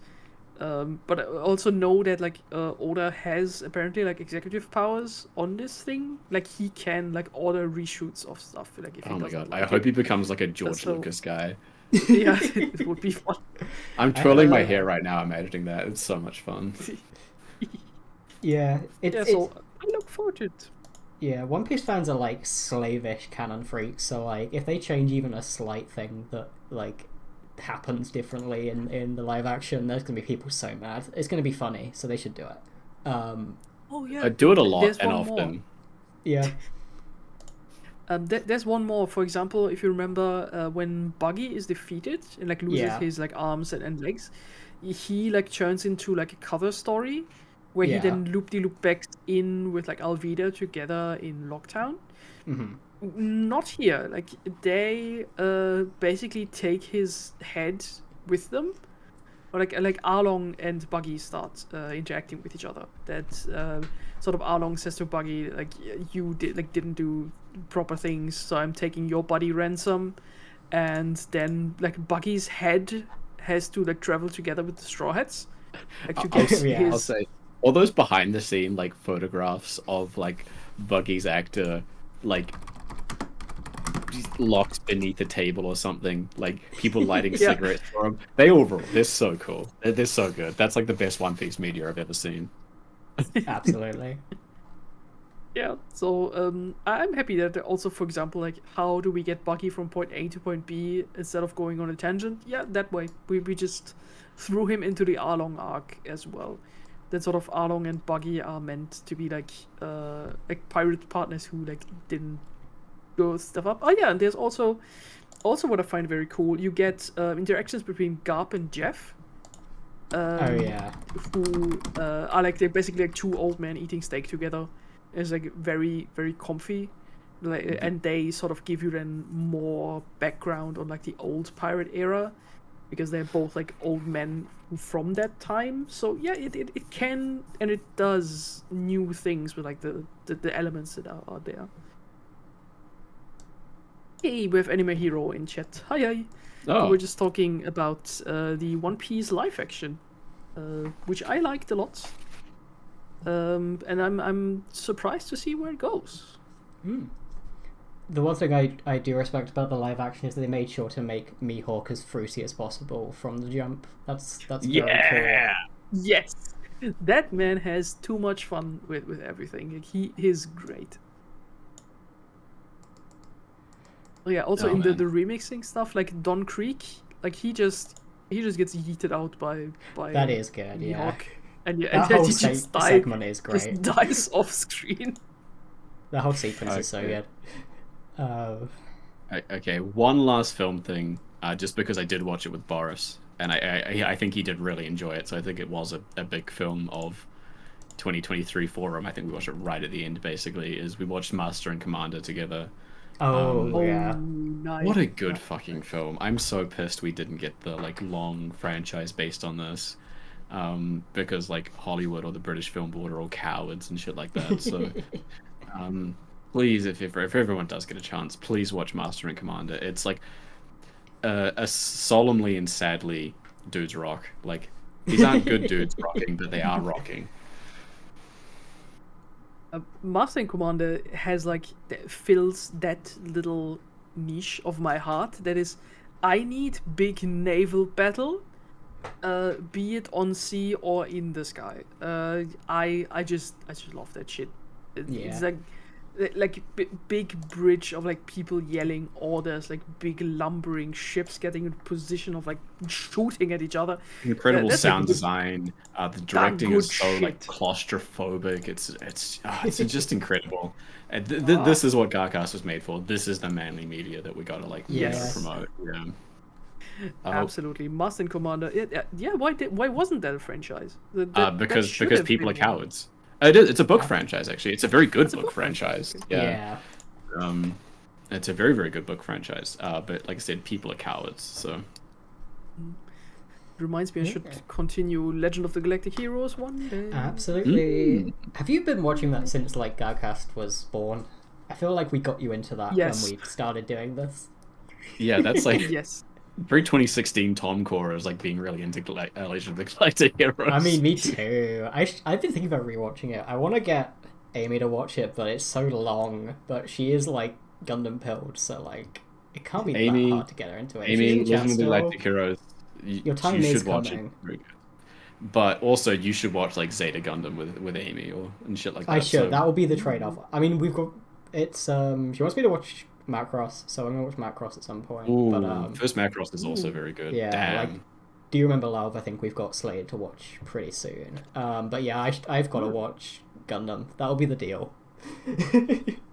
Oh yeah. The problem is with Legend of the Galactic Heroes, it's so good, but also so dense. Oh, it's It's incredibly incredibly dense. dense. There's so many characters. So if you take a break and go back to it, you're like, oh, okay, I gotta go back to like the Miami Yes. list page or the wiki page just to read up on the like, not Macross Delta, good Macross. Yeah. Like that is my problem at the moment, because last time I made it, I think, to like episode 39 or something, and then I did a pause, and then like, oh god, I remember nothing. So I think 1 or 2 years ago, I went like, okay, I should start from the beginning again. Made it to like the one of the big points at like 26, sort of Yeah, the first season Yeah, that's- finale. chunk, Yeah. And then I was like, oh yeah, that's great. And then I fell into probably another hole, and then it's like, oh god, no, Yeah. I remember nothing. I have to start again if Yeah. I have to. Man, This is not a knock against you at all, Eleanor, because that show is long and dense, and it's It is very, 100 odd hard to get episodes, through. yeah. But there's moments in that show that I've been waiting to talk to you about for so long that I no longer really remember what bits I wanted to talk to you about.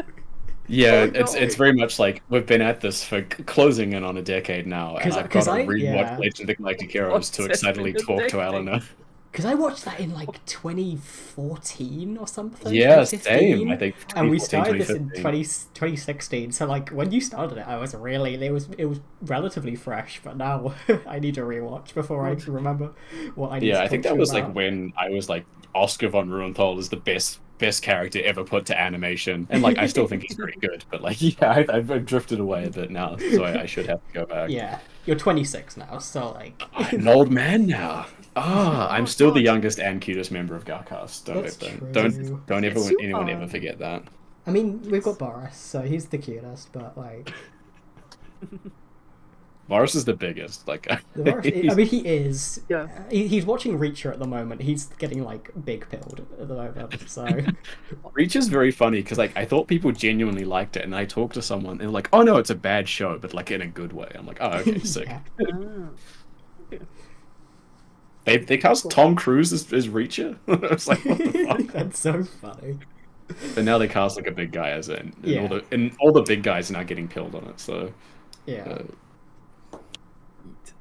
Yeah, so I have been on my Doctor Who rewatch instead, and I'm nearly in like the season 2 because I wanted to like do all the David Tennant stuff again, so that I can like skip all over the Moffat, skip all over the Columbus, and just jump into like Russell T Davis again. I have no opinions on it, so I can't talk. But I did watch one episode of the new like specials when my sister was home because she had it on, and that was a fine. It was the Donna Noble and David Tennant episode, or Oh, one of nice. those Yeah. episodes, and I thought That's that cute. was relatively fun. That's- I have we no like idea fun what Doctor they're Who. doing or like what the like current state of canon is in that shit, but like I thought it was a fun episode. I think the Tenant Donna Noble like redo bit I think was just like to try and like catch people's attention back again. Just Oh, like, yeah. hey, remember when Doctor Who was good? The last time Doctor Who was actually like genuinely good. Here you go. That's how they got me. This is how it worked. It was like, oh yeah, I would be up for more adventures of them, but I need to like just freshen that up in my mind. And also, it has been a joy rewatching that, because that probably was more formative to my like late teenage years than I thought. So yeah, happy about. I went back and I watched a couple Doctor Who episodes this year. I went back and watched some of my favorites, and then I like sat down and watched like Silence in the Library, and then like River Song comes on screen, and I'm just like, yo, yo. No, wait. Because when I first watching Silence in the Library, River Song is like, what a cute concept for a character. This is really neat. She never has to come up again. and then Yeah. she becomes Yes. the most important character in Doctor Who. Yeah, so much so that they like complete her arc. I mean, in some way, Oh my god. bizarre Yes, show. absolutely. Yep, so I will continue to do that. I will just continue watching the Russell T Davies stuff and then jump all over the bits, and then the rest I will manage. That will just work. Anyway, should we talk about video games? Please, Yes. we have a lot of good video game talk, and I will start just quickly because I don't Go think there's for it. too much I can say Yes. without getting like super in depth on it. But I will touch. We mentioned briefly before My House Wad, the Oh, yeah. Doom Yes. mod. Wow. If you if you're looking for this kind of like liminal space horror, the fact that this was made inside the engines of Doom is one, incredible, and two, it's an incredible like experience to play through. It's like encouraging you to go through multiple times. You sort of try to work out the points of the story as you go through, and as you run through multiple times, and you get these like different endings and different unlocks sort of thing. I think it's a really good proof of concept for this kind of storytelling in video games. It kind of scratches a similar itch to the PT demo. I think it's Oh, very yeah. funny. I think it's very funny that like we've only ever gotten this kind of like interesting storytelling done in like mods and demos. Like, I mean, there may be games out there and I just don't know it. I'm not like super plugged into like indie gaming and stuff like that. But I think I may have missed out on a little bit of the joy of it because I'm not like an avid Doom player or a Doom mod player. Like this is like such an old internet kind of story. Like this random mod like just shows up on a forum kind of unannounced. There's not really much talking about it. The file's like really big for what seems like a small mod, and people just keep unfolding it more and more, and it's become more and more like bizarre and horrifying as you sort of stroll through this like Doom 2 mod. Worth playing. It's worth learning how to mod Doom to play if you do want to sit down and sort of get lost amongst it. I don't even think you have to finish it. Like I don't think you have to get the full proper ending sort of thing to go through it. I think even if you sit down for a couple of hours and experience it and get a good experience out of it, I think it's still worth playing. This was in my like best things of last year. Was like the YouTube video.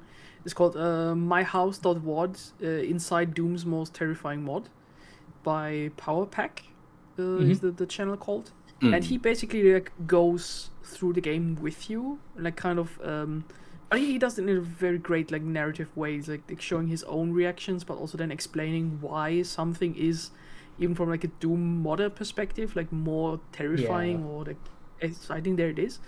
For example, if you like go through the house the first time, it's like, oh yeah, this is the house like my friend had, and then he gets like, oh, there's like a first floor, because in Doom, if you have like an editor, you cannot do floors. If you like draw a room, it will automatically like do the walls.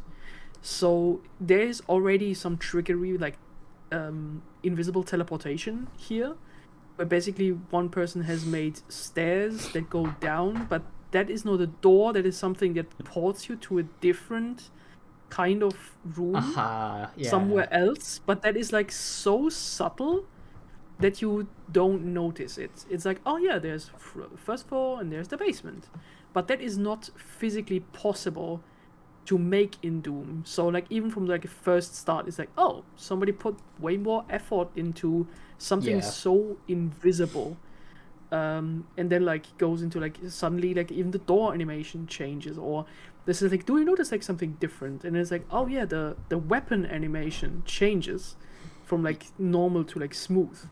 It does. It updates another mod onto your game, which is, like I said, something I think I missed out by not being like an avid Doom person. But it's enough to, even if you're not sort of switched into what's going on, it's enough to sort of make you feel uncanny as you go through it. Everything's like slightly different in like weird ways you can't quite understand. Yeah, so I think that video is like, I'm just checking, it's like 1 hour and 40 minutes, but it doesn't feel that way. It's like it's great. I've been rewatching it a few times, and it like catches me every time again. It also like it's well done. So for me, that has been my experience with like the my house.mod, because it also like goes into like there's, if you like open the original, there's like a Google Doc inside, plus like photos that like link back to what's happening in there. So it's like a whole, not ARG, but like there's like a specific things like that go into like more what's behind there. Also with like every word of house is in blue in that Google Doc, like House of Leaves. So yeah, that has been like my experience, and I definitely recommend it to like anyone. Like the my house.wad inside Doom's most terrifying mod. Yeah. There's like 10 million views now, so we're Oh my well God. deserved. Yeah. Yeah, like play it. I've been watching this. There's a playthrough of it I've been watching, and I only really got a couple hours into, like, but far enough to kind of get like, oh, this is like this is something. But like it's one of those things that like, again, we brought it up with Skinamarink. It's definitely a gonna be a touchstone for some things. Yeah, we have Anime Hero telling us about Streets of Rage 4 and Yeah, I was just about to What say was on the Streets game? Rage 4, it's a Yeah. few years old now, I think, but I remember having quite a good bit of fun with it, playing it with friends. Yeah, it's a Streets of Rage game. They've been consistently pretty good as Yeah. beat 'em ups. I'm not like super in on them, but like I enjoy playing those games with friends. Like I think I played the Teenage Mutant Ninja Turtles one Yeah, last we played year. that this year. Yeah, Yeah, that was a lot of that fun was pretty too. fun. That one's pretty fun. Yeah. Like Streets of Rage 4, didn't that also have like a super fancy like French animation trailer again? Something that Oh, that's it was made. yeah. A lot of the Yeah. trailers for it, the art for it all looks incredible as well. Like if I recall. Yes, it did. Has also again like a French animation trailer going on. Like I'm just amazed like how much of them are like noodling around, like doing animation for stuff. Yeah. Is Suika game a card game, Noble? Is that what you're telling me? Oh yeah, I got into even more Yu-Gi-Oh! Like Master Duel. I'm still playing Blue Eyes, and I'm very happy with it. I'm like Yeah, Blue noodling Eyes is around only with getting better. gold. Yeah, it's fun. I need to find new card games to play because I've played too much Marvel Snap. I need to play a real card game. I think I made this offer to Nobu, I think, when I was watching one of his streams, and I guess I'll extend the offer to you guys as well. There's like unofficial simulators to play Yu-Gi-Oh on if you want to play some of the like older, slower formats that are a bit more approachable to begin Yeah. with, at least. Edison format is a lot of fun. It's like the second biggest. Like Yu-Gi-Oh has its core format, and now finally has alternate formats, and the second biggest is Edison, which is like Yu-Gi-Oh Yeah. from 2010, which is a good in between, because I think Yu-Gi-Oh from 2004 is miserable and bad. Edison is a lot of fun though. So Yeah. I'm curious about the Digimon card game because that's getting like a digital sim, like an actual official one, or like a... I think it's getting More it's got an polished one? unofficial one that's okay, and I think it's getting a polished Yeah. one soon. I like Digimon a lot. If I'm more than happy to teach people how to play it. There's Yeah. lots of good ways to play it.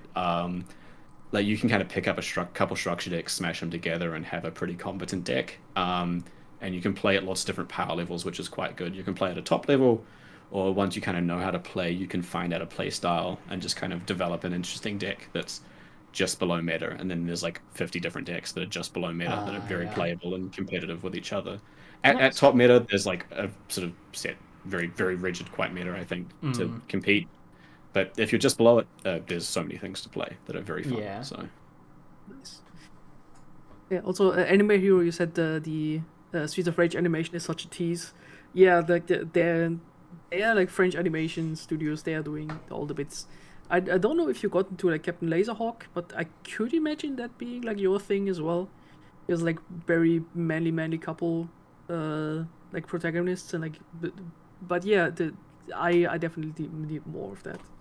And what is Suika especially? It's the game where you stack fruits and they combine, and it's like Tetris style. yeah, it's kind of like a less rigid Tetris. Like there's still some strategy to it in terms of how you place things and what falls and combines and how you sort of stack upwards in ordering. But like I said, it's less rigid than Texas. Texas? Tetris? Texas. Texas. Yeah, Yes, let's rigid not than talk about Texas. Texas. Let's not talk about Texas. Yes. Do you know what we can talk about? What everyone should have picked up earlier in the year when Valve made it free for everyone to add to their Steam library. Half-Life 1, the best game ever made. That's Half-Life right, 1. folks. Oh my Really? god. What a Is that banger. Half-Life 1 is a video game. Half-Life 1 is a video game of all time. Incredible. It's very janky. It's a bit of a pain to go back to. But I love it dearly. I have a special attachment to it. I think I've mentioned on the podcast before that the copy of Half-Life 1 I had was given to me by my grandmother before she died. She's the one that she used to play. But I still think it's a game worth playing. It's this and Half-Life 2 were the games that were like a decade ahead of their time when they released sort of thing. Absolutely. Yeah, Like- Half-Life 2 especially, I think. Yeah. Amy can attest to the fact that I did not love playing Half-Life, but I still think it's like one of the greatest games. It's such an incredible game, but the experience playing it can be very Yeah, look, complicated okay. and I as recommend a good as couple mods, yeah. couple fixes, just to sort of deal with some of this shit. But like same as Deus Ex, I think it's an old game that is a pain, but is worth going back and playing. Yeah. I tried Deus Ex and gave me like such a hard. I don't know. Sorry, not Deus Ex. It was System Shock. Oh, I the wanted first to- System Shock, do not play it. Do not Oh play yeah, I the first. started I playing tried that as to- well, yeah. Play System Shock 2. System Shock 1 is not. It's cool, but don't force yourself. Yeah. I think I had grabbed that in a Humble Bundle somewhere, and it was like in my Steam library. So I fired it up, and like 5 minutes later, the motion sickness just kicked me in Yeah. the shins. Yeah. And I was like, oh god. So Look, yeah. There are some interesting things to draw from, like System Shock 1 as well, but a lot of it entails downloading some fixes and then turning off like 90% of the UI. just get rid of it. Oh, we While we're lost on the Ella. topic of Half-Life, this is tangential, but I forgot about it. Shout out to the RTVS guys for teasing Half-Life VR2 for like a week, and then it being a 5-hour Breaking Bad RP stream. That's like one of the funniest things I've seen all year. That is one of the funniest things of like, in terms of jokes from this year. Incredible. The being just like occasionally checking in on social media and searching HLVRAI and seeing the most mad people while Wayne and co are like pretending to be Walter White is one of the funniest things I've seen all year. That stream is incredible. That's so fun. I can say something about my video game escapades. Nice. I got You can into game it? Ace Combat. Yeah. Oh, nice. Yes, I played all of Ace Combat 7 plus the DLC. Because now here is a kicker. When I was a little wee child, I wanted to be a pilot. Yo, And- same. Yay! Because I liked funny planes and machines. Like one of my greatest things was like one year I got like an advent calendar with like every day a different little like plastic the paper model to put together. And I still have some of them. Like one of them is like an F-18 Tomcat that I still have like on my desk. And that is like probably 20 years old or like older. It's like, oh yeah, I've always been like interested in these kind of things, like building models and flying and such. And it's like, why have I not played Ace Combat yet? So yeah, I got into Ace Combat, and it was all of my dreams come true, plus fictional war crimes. But yeah, that was a very fun way to like fly around, have a bonkers, very Metal Gear revengey story of like this is unhinged and has a PNG dog also in it. Yeah, Ace Combat was a mighty good time. I'm very happy that I played it. I also got a PS5 this year, which means I can also play PS4 games because I did not have a PS4. Which means yeah. I have Bloodborne here on the stack because I should really play that. But then Baldur's Gate 3 happened 2 or 3 weeks ago, and I have already 100 hours in that. So I cannot put. I think I cannot put Baldur's Gate 3 in like 2023 because I started this year. But yeah, that has swallowed me whole, like absolutely. I now see what the appeal of a D&D session is, like making your own character, having your blorbos to like interact, and so much fun. It's great, love it. It's So a lot, Ace lot Combat of 7, fun. fun. Let's get I 3. played a awesome. little bit of Ace Combat 7 this year. I bought it on PS4 when it was on like sale for like €3 or something ridiculous. Like it was so cheap. I only got to play a little bit of it before I had to leave and travel. I had a similar dream as a child and in my teenage years of like being a pilot and joining the Air Force, and then I got better. I got over my depression. But I still like planes. So the game is a lot of fun. But yeah, I think the game that I probably spent the most on this year, I played some odd things on the side. Like I replayed a couple Pokemon games. Like I replayed Black and White and Black and White 2, just out of curiosity. And I could talk about those, but I probably don't need to so much, really. And I played Scarlet and Violet, which I don't have much to say about. The games didn't leave much of an impression on me. I like the accessibility into competitive Pokemon more than I like much else about the game. But yeah, Baldur's Gate 3, far and away the biggest thing for me. I mentioned briefly before, like it's been in early access for a while, and I think I had it on like my Steam wish list to keep an eye on for a wee bit, but it was in early access. It was not great. At least when I checked it out, it had like a lot of major issues, and I think same as I had like a lot of issues with people giving like. Even if they liked Fallout 4 a lot, giving it high scores, I think people giving Baldur's Gate 3 high scores probably should caveat it a little bit. And the game had a lot of performance issues here and there, and there was so much going on in this behind the scenes. It did break a couple times. Nothing too major for me, but I know Boris had some big issues with it on like PlayStation, especially. That aside, the game's incredible, and I think everyone should definitely play it at some point. It's obviously it's a full price expensive game, so wait to get it on sale, sort of thing, if you can. But Larian again proves after Divinity Original Sin, they can make really engaging and interesting environments and worlds. They can write really engaging characters that are tied really well into the setting.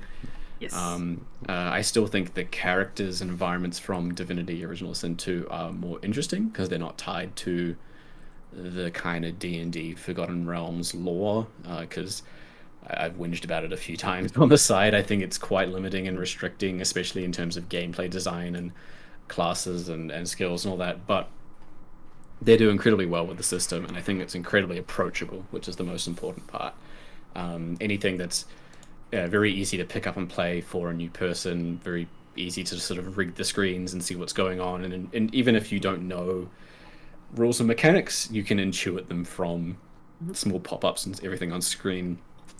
Every single little thing going on is very easily accessible in the sort of like turn-based combat. You can click on things, bring up the menu, and see all the little effects that bring up if you see something you don't know, which happens to me even. You can go in and check and see what's going on. It's not a game that's trying to trick you. It's a game that wants you to play it, which is great. It's very inviting.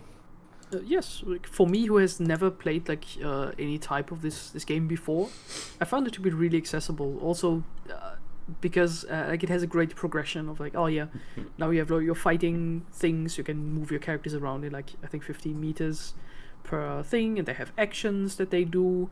But I think for one of like great learning moment was like when I was like in a kind of chapel, and there's like a barrel full of grease. And like one character, like opposite character, like hit it with a fire spell that exploded and like burned like all of my characters, like wiping me out instantly. I was like, oh man, that sucks. And like reloaded, and then I thought like, wait, I can do that too. So I basically have like my character like throw the barrel first, like at them, and then like fireball behind it. It's like boom. It's like haha, I can interact with the world. So that was like the very fun like learning experience for me. And like I am absolutely in it. It's like very very fun. I've also like romanced the character that I wanted after 90 hours. I've been talking with Tom about it because I accidentally like missed the prompt that I didn't knew like was important to the character. But yeah, that's why it's probably that the game like put for the next 40 hours like this romance on hold, like basically like throwing other characters at me, like basically checking. It's like, are you interested in this? Are you interested in that? And I was like, no, no, no. It's like, okay, good. Okay, I got it. So yeah, that I'm very happy about. I am already planning like the other playthroughs because I want to like play different classes, maybe romance a different character. So yeah, I am like absolutely in it now. I'm very very happy about Baldur's Gate 3. Yeah. I can't speak for Boris's experience, but I'm pretty sure he enjoyed it overall. So Yeah. I have not finished it, but Tears of the Kingdom. Oh is a yeah, fun shit. game. Yeah, that was the shit, wasn't it? Yeah. That was a good game. Yeah.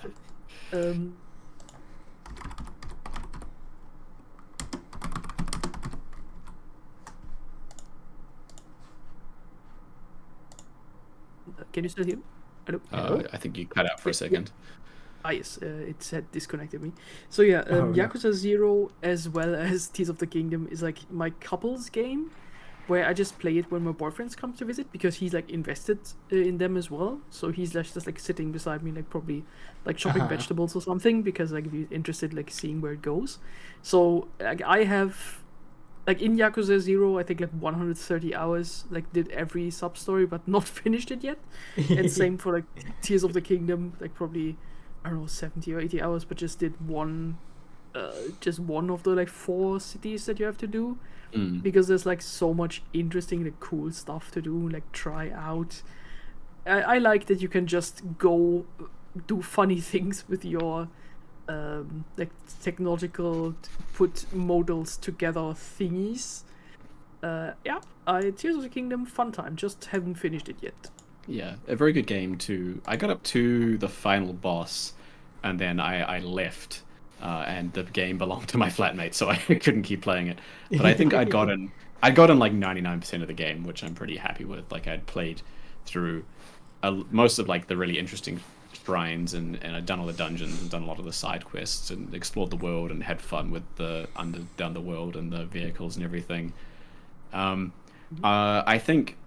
I know some people liked the previous one a bit more, Breath of the Wild. I think far and away Tears of the Kingdom is a superior game. Breath of the Wild is very much a tech demo, like a proof of concept for this world, and then Tears of the Kingdom is everything else added. The dungeons are so much more interesting. The enemies are so much more interesting. The weapon system with the sort of fusion mechanics are so much more interesting and a lot more like rewarding to play with. It makes killing things feel rewarding because you can get better materials to fight bigger things. Like it adds like a mini progression risk reward thing on the side. A lot of the shrines are much more interesting and intricate puzzles with the new mechanics. You know, these are much more interesting things to play with than bomb, ice block, pause time sort of thing. And yeah, again, there's a lot to learn from this game, I think, going forward for other games. I think it's a very video game, so I don't know if many developers are going to take from that, because the trend at the moment seems to be gritty, realistic bullshit again. I thought we'd moved past that. Unfortunately, we're fucking back to it now that COVID's over and we're wanting to have a bad time again for some reason. Yeah. But yeah, good year for media, like overall, I'll say. Yeah. Yeah. Many good things. Alright. Also, just for video games, I am happy to just leave Hades where it be. That is very fair. I- You've given it plenty of tries, so like. Yeah. It's also probably like my first like proper roguelike, I think. Yeah. But I know that I'm making progress, and like the like intrinsic need and like my skills are like getting better. Yeah. But I know I'm making progress, but it doesn't feel that way. That's Yeah, my it point. can do And I that way know sometimes. Yeah, it's roguelikes aren't for everyone, and I think it's the sign of strength to sort of call it on something and be like, Yeah. no, actually, it, I don't think I need to go much further Yeah. with this sort of thing. Yeah, and I already like switched on God mode. And God mode Mhm. for Hades means just that you are taking. I think it starts with 20. It really Yeah. like take 20% less damage, and Mhm. then it just goes up by Yeah. 2% like every time you die.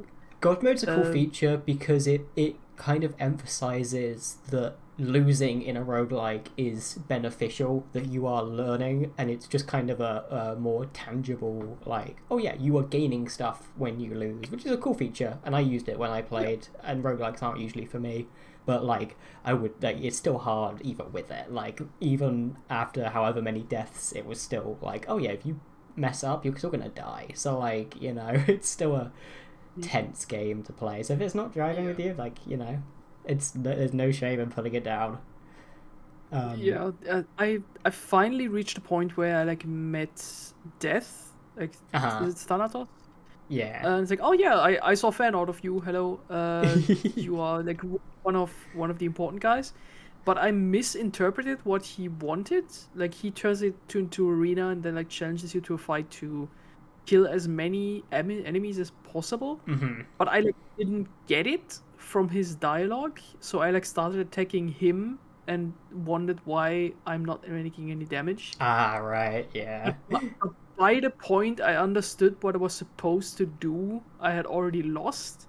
Oh no. And that was like my breaking point. Is like, oh, I got so far to this. it's shit. right. He shows up like all the time through it, so it's not like that big of a deal. But Yeah.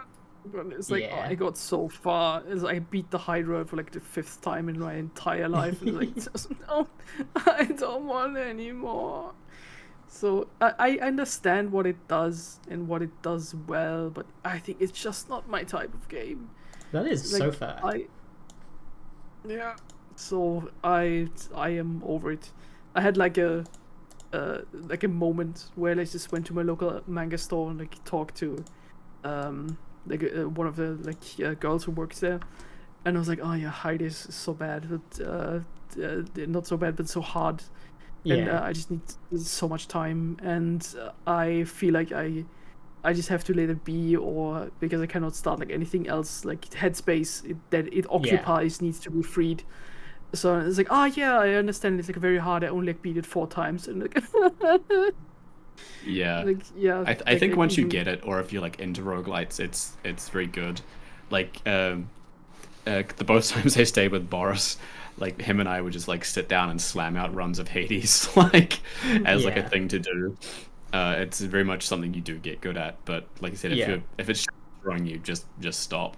Like if there's me who's like roguelite brained, and I'm like, yeah, I love to play my 60th run of Hades. I want to beat Hades for the 60th time, and then a normal person, this is too much for me. Yeah. Yeah, I made it. I think in my first run where I didn't use God mode, it took me like, I think 30 runs to like even get to the Hydra and then just get stomped. And I think now with God mode, I made it like significantly less. I think like 18 tries. Where I'm like, oh god, I'm happy, and it's like, oh god, no, it's the next one. The nature So- of Hades, the more you're counting the amount of times you've lost, the more it's gonna drain on you.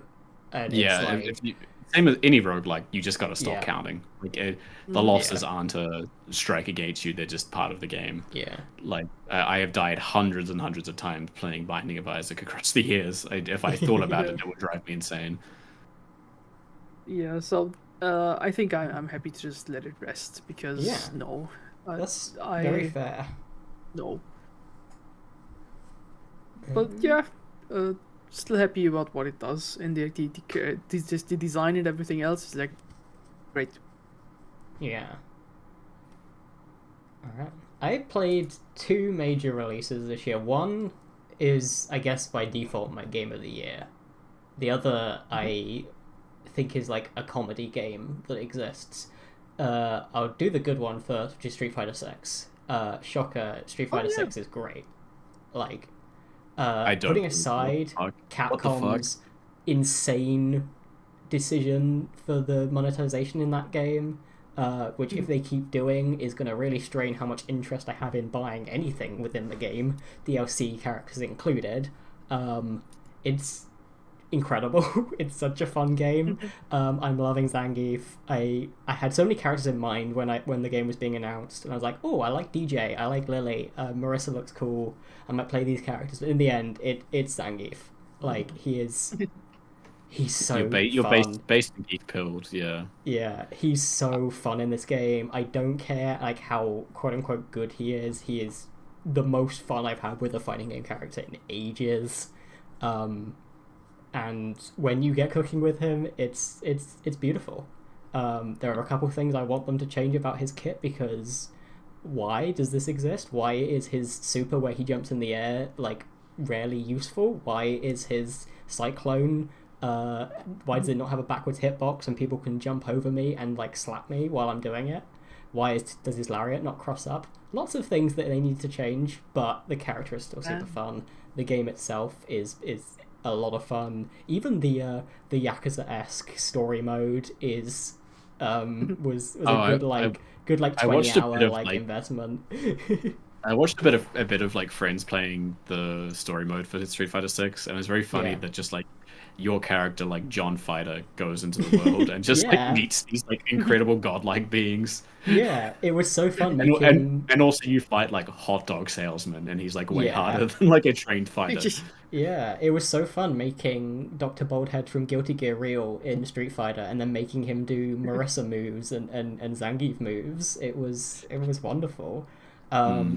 Like, there's also, like, not to mention all the accessibility stuff in that game that's really good. Like, there was I want to say Evo Pools, there was a blind player, Honda player, who won in his pools using the game's, like, accessibility features, which was, like, incredible to see. It's a very fun game. Yes, I'm tired of seeing Ken, but I'm playing Street Fighter, so of course I'm seeing Ken. Ken, that lost all his money in a crypto scam or whatever. Yeah. Whatever they decide. The bizarre backstory for Ken for this game that was like not in the game, but they released online. He's just like funny. homeless. You meet him in a building site in the story mode. It's like Ken's going through it. He's Ken off, yeah. He might not have, no, but I'm not sure actually. I want to say he didn't, but regardless, that was still very cool. There was a blind Honda player that won, and it was one like in his pools or whatever, and it was still very cool. But yeah, it's been a we're in like a fighting game renaissance at the moment. I've been having a lot of fun playing Samurai Showdown, the most recent Samurai Showdown, because that got rolled back this year. Guilty Gear Xrd got rolled back this year. Like two absolutely funny games to play. Finally being like really smooth online. Samurai Showdown especially felt long overdue. And it's so cool that like 3 generations of Guilty Gear games are now like really easy to Very play playable, with other people online. So it, like I don't need to hear people complain about Strive, because you can just literally go play Accent Core with like the most dedicated Accent Core players right now. Like and like, you know, I went to Versus Fighting this year, and like the main UK fighting game tournament, went to see the Arc World Tour qualifier, got to see Strive on the big screen, watch some of like people I have watched streams of and stuff, like Umisho and Tiger Pop and stuff, and had the Birmingham crowd reaction to a bunch of stuff. It was a real joy. I'm excited to go this year and hopefully be able to compete with Zangief. Oh yeah. But we'll see if I get to that point. I may just go and chill, but it was very fun. Yeah, 2023 was the year that I was like, I should get back into fighting games, and then I decided to come to Europe again. So like I haven't.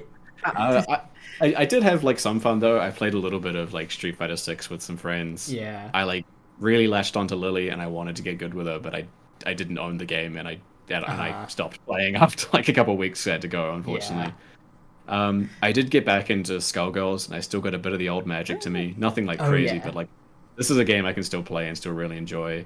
Yeah. And I did want to get more into Guilty Gear. Like I have Strive, I own Strive, but without consistent internet and without like I don't even have a controller. Like I'd be doing a mouse and keyboard fighting games. Um, Tom, if you want to buy mine arcade stick, please feel free to do. Because I had a bit of a hard time with the Guilty Gear Strive at first to like get into it, and I found it to like very difficult. But also you have to know that I have never played like a proper fighting game before. Oh, like, 100%. I have the benefit of Yeah. like I didn't play when I was like a kid. Seriously, like I played like Street Fighter 2 or 3 or whatever when I was a kid. Yeah. But I played like when I was in high school playing Skullgirls. Like so I have it's any experience is useful. Yeah, so that like took a lot of time. Like I tried to learn Cool Master Girl with the green wolf. Giovanna. Oh, she's very fucking- hard actually. She's not an easy character to learn. Yeah. I tried to because like she appealed to me like but I think I did 1 or 2 like matches online with friends. It's like I can't do that. This is like too much of a like time investment. Hot I think tip it was for also yeah. hot tip for any Guilty Gear game. If you're not sure what to play and you want to learn, pick Soul Bad Guy, and you'll be fine. Guy. He's Soul very, Bad very Guy's- beginner friendly, which is good. And he's just easy to pretty pick up cool. and play. Yeah, he's cool. He's sick. He's Crash Pants approved. Yeah. So I very quickly just gave up on that. But I think that was also like in June when like my homestay time was cut. Yeah. So it's like I only have like 2 or 3 hours a day to like do anything I want, and I cannot invest that in a fighting game. No, So absolutely. I now have I have like an arcade stick that you can also put like on I think Switch and PC. I don't know if that is of any use to you. I was thinking about like selling it on eBay again because I like overstepped like giving it back. I mean, I would love to own a fight stick. I will get back to you on that because as much as I want to say yes, I have a very limited backup space. I'm gonna have to get everything back to New Zealand. At some Ellen's got point. the one I have, and I can attest that it is cool. It's a pretty good stick. It's not like the best, but like you don't need the best. It's served me perfectly fine. Yeah, I'm not like a pro or anything. I'm Yeah, not like and it works on Switch if you for whatever reason want to play Accent Core on Switch with a fight stick. But yeah, hell yeah, I guess. Amy is asking if I have seen Elfeld. Yes, I've seen Elfeld, but I think I've checked out like mentally on Guilty Gear. yeah, It's like I'm not getting in, but what I wanted to like get to is I had like a few months after a very good experience with Street Fighter 6. Because I went to like one big German con, like anime convention, which was Dokumi or Konichi, one of the two, with the Nobu, who's also in chat. We met there, and there was like an open like arcade area where you had like fight sticks and Street Fighter 6. And then Nobu, of course, like went, oh yeah, I can teach you some things. And yeah, I tried Marissa, which was very fun. But then I thought like, yeah, but it's not like 100% like gelling with me. And so what I did is I picked the GIF, and like Zangief, like that fit like a glove. yeah. Like that was really fun to learn, He's especially so with like the fun in this modern game. play style. Modern Yeah, really Zangief's so fun to funny. Yeah, that was really fun to play, and it's like, oh yeah, I feel for the first time in my life like I am actually controlling this character. Like I am struggling with so many fighting games. Like the character is not doing what I want it to do. Yeah. So yeah, that was like that experience. I would be happy. That experience is exactly what a friend of Amy's who I followed on Twitter up until she left it, but she got into Street Fighter 6 with modern controls and had the exact same experience of, oh, this is how it feels to play these games now. I can finally actually have a strategy. I can actually finally have a game plan that isn't, oh, can I do this quarter circle? Can I do this half circle in time? Can I do this or that? And like modern controls have been really interesting to see because of that. So yeah, that exact same experience of like, oh, I keep bouncing off these, but I want to be into them. And like she got to, I want to say she managed to get to diamond, so like one off the top rank, like top rank block, using modern controls, finally getting into the franchise, and it was very cool to see. I don't believe she plays anymore, but she's very much a kind of like phase game person. Like, you know, she'll get into games in a phase. I just see Amy just said Elphad just in terms of her aesthetic. Like her aesthetic is absolutely not mine.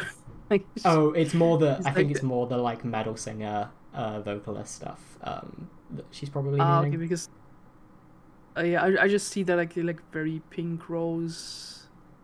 Oh yeah, I thing, I think. yeah, I don't like Elphab's look. I do respect they've made her a metal singer. So Okay. yeah, Is she a metal singer? I just she's see a metal of, singer like... now. She was in Exard. She was like she had a very bridal aesthetic. She was her gimmick was she would want to marry every character in the game. That was her deal. Mm-hmm. In Strive, they've made her a metal idol. They've made her like a baby metal girl. So she okay. does Good. like complete metal yells. Her theme is done by like a female metal vocalist, with like Okay. metal growls and everything. The aesthetic still isn't for me. I still think she's got one of Okay. the less me designs. Okay, because I only see her like on Google Images, so like yeah, from absolutely. the looks alone, no, but like metal singer, yeah, that I can see. But then I would have to see like a character reveal trailer or something. But yeah, just from the feel of it, I think Street Fighter 6 Modern is what fits me, and what I would love to play. But yeah, I'm not sure if I can like still get back into it because I have too many things in my life. No, yeah. Wait until a time in your life where you have the time to. Again with Hades, it's one of those things. Wait until you have the time to be bad at something.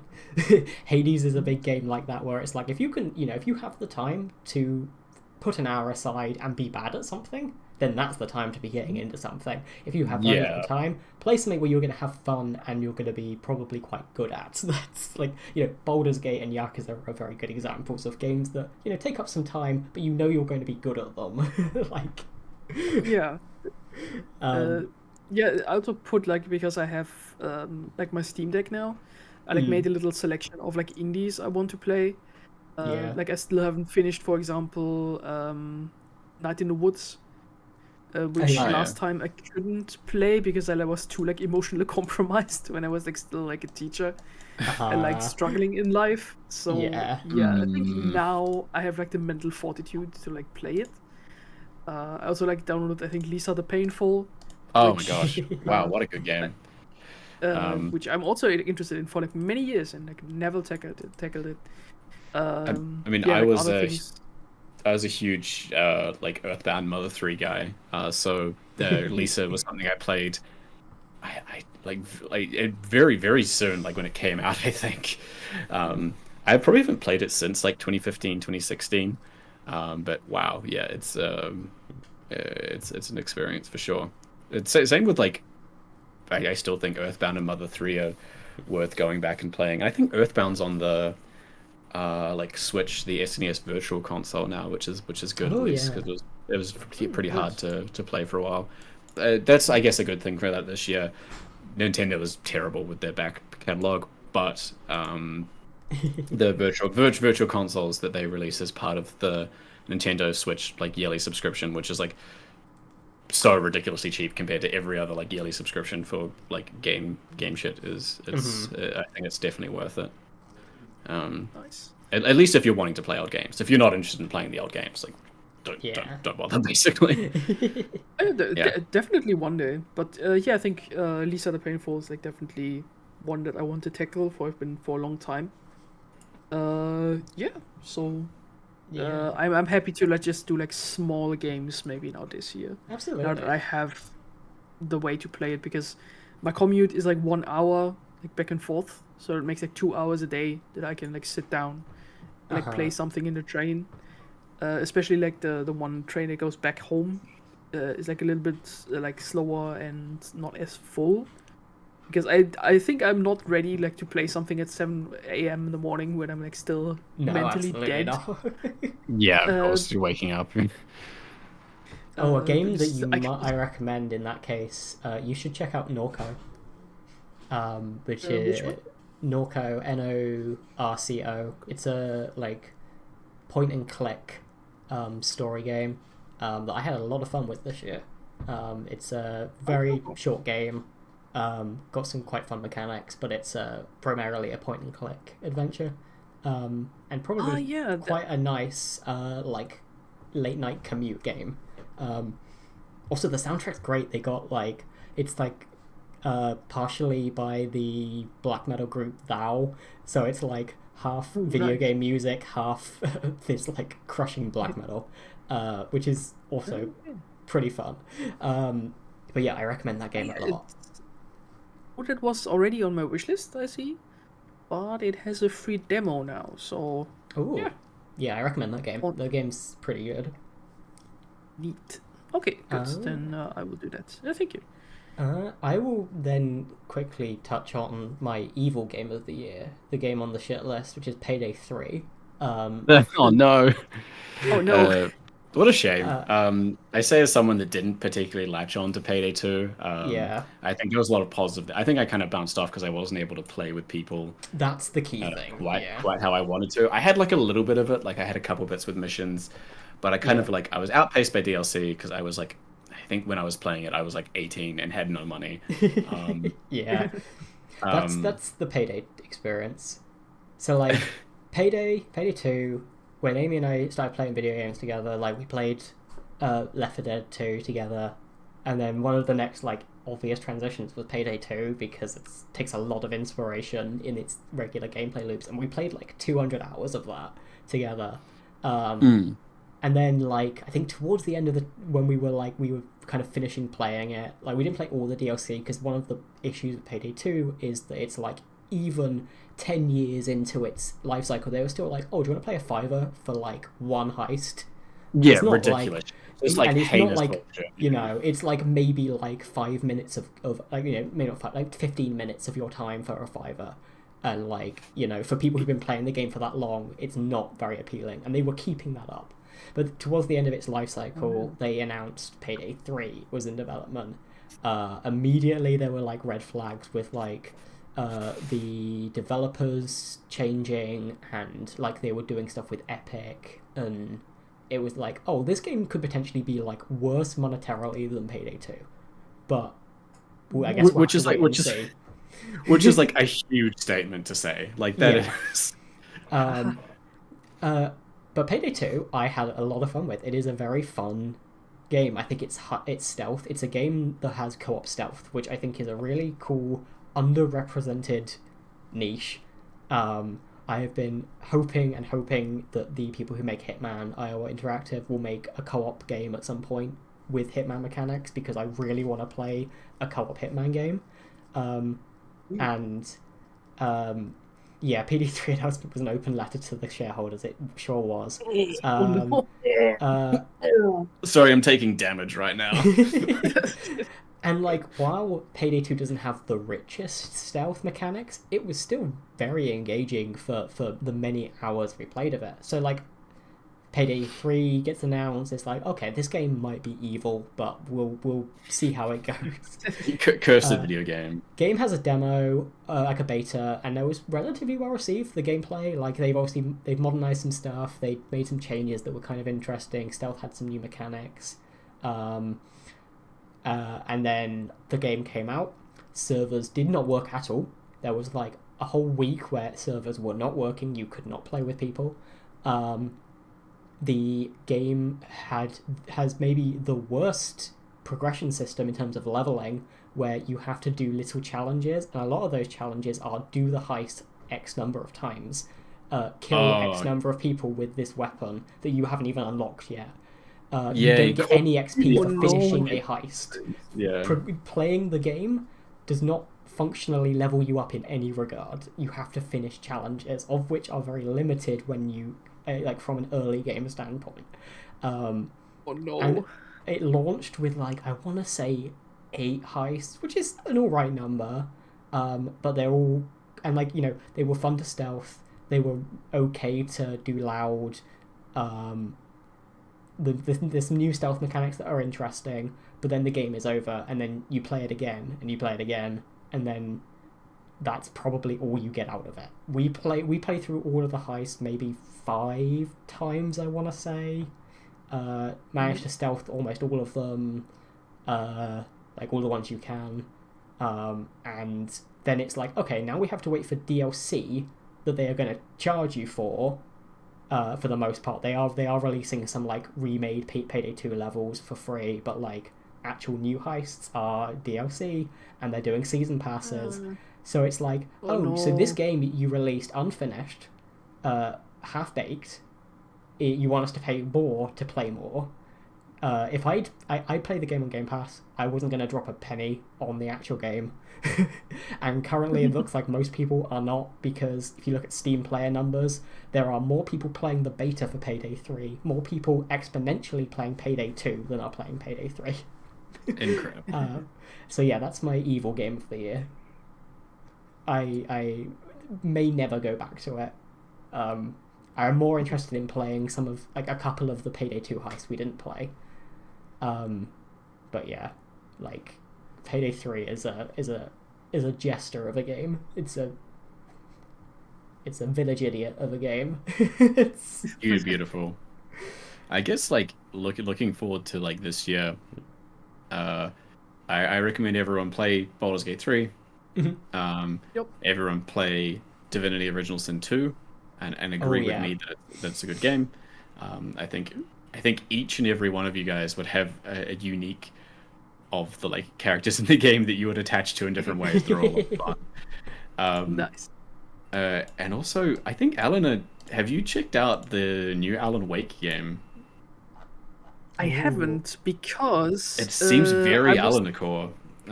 Yes, what I've seen and heard of it looks very much up my lane, but the problem is that I need to play the first one, I think. I was not a huge fan of the first Alan Wake game, but I'm willing to admit I played it when I was like a dumb teenager, so I may have like missed out on some of it. Yeah, so what I've heard of it is like it's basically unhinged Scandinavia now, with like there's a meta upon meta and musical numbers and just unhinged author stuff in it now. But yeah, I think from what I heard, or at least like people who are more into the franchise, it was like you should play the first one first, because I think it's very story heavy by the looks of it. Yeah, I think there's also like in the middle, but I think it's now inaccessible because it was like an Xbox Live thing. American Nightmare or whatever it is. American Nightmare, yeah. Yeah, I'm sure there's some way you could probably play it, but not sure. But yeah, that has been now on my list as well. Now that I actually have a PS5, I think I can play like the Alan Wake remaster. Surely. But that is my plan. Maybe also for this year or next year. But yeah, I would now very interested in like Alan Wake now that what I've heard of it. That looks very, very good. Alan Wake remaster. Yeah, came out for PlayStation 4 and 5. Okay, good. Yeah, beautiful. Then I can play it. Yeah, as soon as Baldur's Gate 3 has loosened its grip. As I say, I saw Alan Wake made his way into Dead by Daylight, and I've very much enjoyed the videos of him doing the funny little dances. It makes my day. Ooh, nice. Dead by Daylight is a funny game that exists. Yeah, I don't ever want to play it. It's not my type of game. It's probably not. I adore looking at it occasionally. Yeah. My only engagement with Dead by Daylight these days is watching like Oddstarver play it, and frequently he is like, "This game is miserable to play." I'm like, "Yeah, sure is." They've got Chucky though. Oddstarver was like a former Dark Souls 1 PvP guy, and that game is miserable to play. So like, I mean, Oddstarver's the kind of guy who makes 12-hour long. Oh, this is an analysis of like these features. So like, he frequently would just sit down and record for 12 hours. So Oddstarver is an insane person, and he's been an insane person since like I was since like a decade since I was playing Yeah. Dark Souls 1 PvP. Just really quick. I heard that apparently the Control video game also plays in the same universe as Alan Wake. I think So- this is and there's, another like, like I wish crossover Boris was here because I bits. think Boris played Control. Yeah, and Control also Yes, has I also think been he in my did. list, and now that I have a PS5 finally, I can also play that. So yeah, that probably would then be my trilogy, like Alan Wake first, then Control, and then Alan Wake 2. As soon as Baldur's Gate 3 loosens its grip on me. Yeah, we got several hundred hours to worm out here just yet. Yes. I have one tiny tangent I can go on because I completely forgot that this happened, but it was Go like for a it. great part.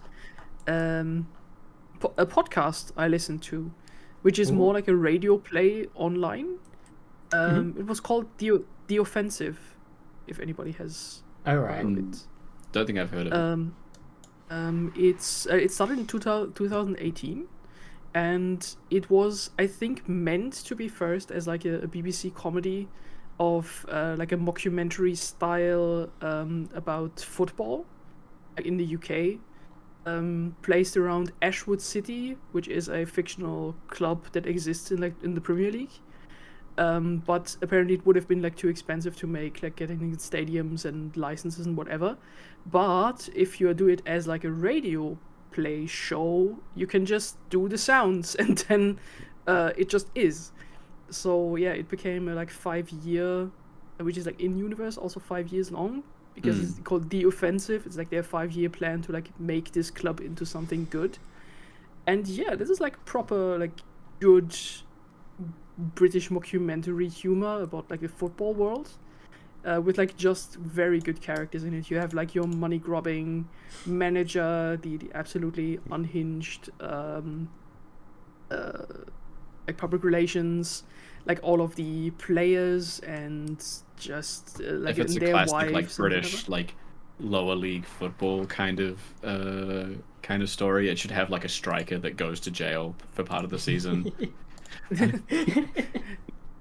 Yeah, I think one of them like has like allegations happening, and then they have to take care of They've got that. it. They've figured out British football. I mean, Yeah. they should know.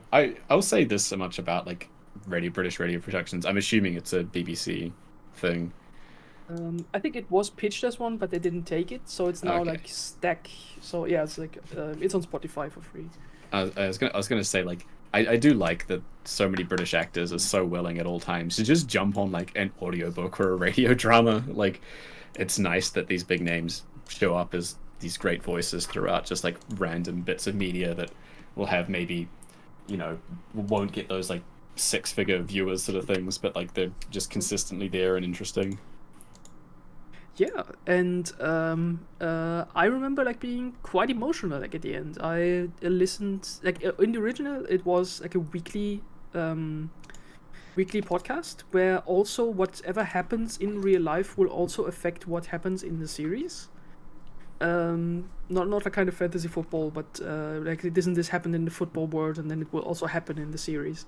So I had like this whole backlog from like 2018 to like go up, and then until I was like in the now, where they also have to deal with things like the pandemic and this super football league that they wanted to do instead of the Champions League and whatever.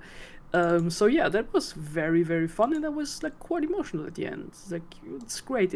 I think it takes a little bit of the time to get rolling, but I can definitely recommend it. I think it has like over 100 episodes. Oh wow. Oh. But it's always like 20-minute bits, so it's good to listen Okay. to. Pretty approachable. That was my go-to listen when I was still commuting via car. Oh yeah, fun fact, I had a car crash this year. That was I this do year. not have Wow, yeah. Oh shit! What a busy year. I do not have a car anymore. Because one very great guy on the auto road, on the highway, thought it was great to just do a full stop, and then it crashed into him. I just had a concussion for a while, but yeah, my car was fully crashed. Insurance paid for it, but it's okay, but I don't have a car anymore. But yeah, that was my my Well, audio to listen I to the sold my car. car this year as well. Well, my mother sold my car for me after I left. So we are once again, finally, a fully carless podcast. Yep. Yay! Yeah, yeah, so I The think first walkable I, podcast. I mean, have you seen the distance between even where I am in Germany and the UK? I wouldn't call it walkable. yeah, so yeah, The Offensive. If you feel like listening to like a fun radio play set in UK football, with yeah, they say like the Guardian says like the thick of it meets FIFA career mode. Yeah, that sums it up. It's a good time. The Offensive. It's on Spotify or somewhere else probably. Yeah, it's good. It's good. Damn. Are there any other video games? I don't think there's anything I have too an major else that I played. Yeah. I think like I played more of Xenoblade Chronicles 3 this year, but I talked about it a bit last year, I think. So yeah, well, the previous year, I should say. Oh, we need the update. Are you still on Genshin Impact? Are you still playing that video game? Or So are you healed? I was playing it a bit, but like without internet, I've not really been playing it. Like the main thing I was playing it with was friends in New Zealand as well. So when I'm completely off schedule with them, I'm not playing at all. I mean, it's been quite good for me. I've not been thinking about Genshin Impact. I've not been playing it. The one problem is Genshin Impact, dare I say it, had finally gotten kind of good. Like the story had finally reached a point where it's like, wow, I know. The story was being presented and told really well. The new characters were all really interesting. The new environments were again had kept. There'd sort of been a couple lots in a row of really interesting and well-made environments and storytelling. Whereas I think the previous region of Sumeru had maybe gotten like a bit lost in the weeds in terms of storytelling and like got maybe too down in the lore. At least of what I've seen, I've not finished it because I've not played the game in like several months properly. The story of Fontaine was quite interesting and quite personal, and a lot of the mechanics were a lot of fun. So it took us several years, and if anyone wants to get into Genshin Impact, it'll take probably a couple hundred hours of gameplay to get to Fontaine. It does get good. Okay. Actually, I don't think it'd take a couple hundred hours. I think you could probably slot your way through it pretty quickly if you felt like it. But not the point. I don't think anyone should have to subject themselves to that. I think my main drawback is that Sorry, like everyone's there's leaving now like because I said Genshin Impact got good. like I just mentally checked out like bing, gone. For me, it's like there's not like a single character that like appeals to me character-wise. They're just from their design. It's like they're all tweaks. I mean, that's like unfortunately like, I mean I mean this in the least racist way possible. This is like a Chinese game. This isn't a type of character body type that's particularly popular, and because Genshin I think is like a live service game, the poor devs are probably worked to death, and there's a couple of characters that have been like more muscular with different body types, and they've just kind of had to like resign themselves to like, look, we can't make a whole new character model sort of thing. Yeah, this is just one of the rare things that had made itself like to my timeline was like people like absolutely clowning on like Genshin Impact people. It's like, oh yeah, they finally made like a muscular character. And it's like the same twig with just like a little bit of airbrush on the abs. Yeah, the big one of that was like Arataki Ito, and like I said, that was the one where I felt the most bad because it was just like, look, you clearly like the character model in game doesn't match the design documents, and the design documents have changed to better reflect how the character model in the game is. But like the devs, come on, these guys. Yeah. And it's just like people posting like Noi, like Dorohedoro characters, like you couldn't handle a single muscular woman. Yeah, I also feel a bit bad about piling in on have like girls that have finally found this long like live service game that they've really fell in love with. They fell in love with a lot of the characters and the music and art, and they found communities for cosplay, and a lot of the oh, Genshin Impact is a gay game for sissies. Actually, is like I don't want to call it like misogynistic because it's not, but it's just like this is a game with a large female community, so people feel definitely empowered to shit on it a bit more openly than they would otherwise. Yeah. It deserves it. Like I say this as someone that's played a lot of it. A lot of the game is bad, but don't be derogatory to the players for no reason. Yeah, There's only that- one. that- There's that only one definitely- group you can do that, which is like League of Legends players, because they Oh, yeah. do it to themselves.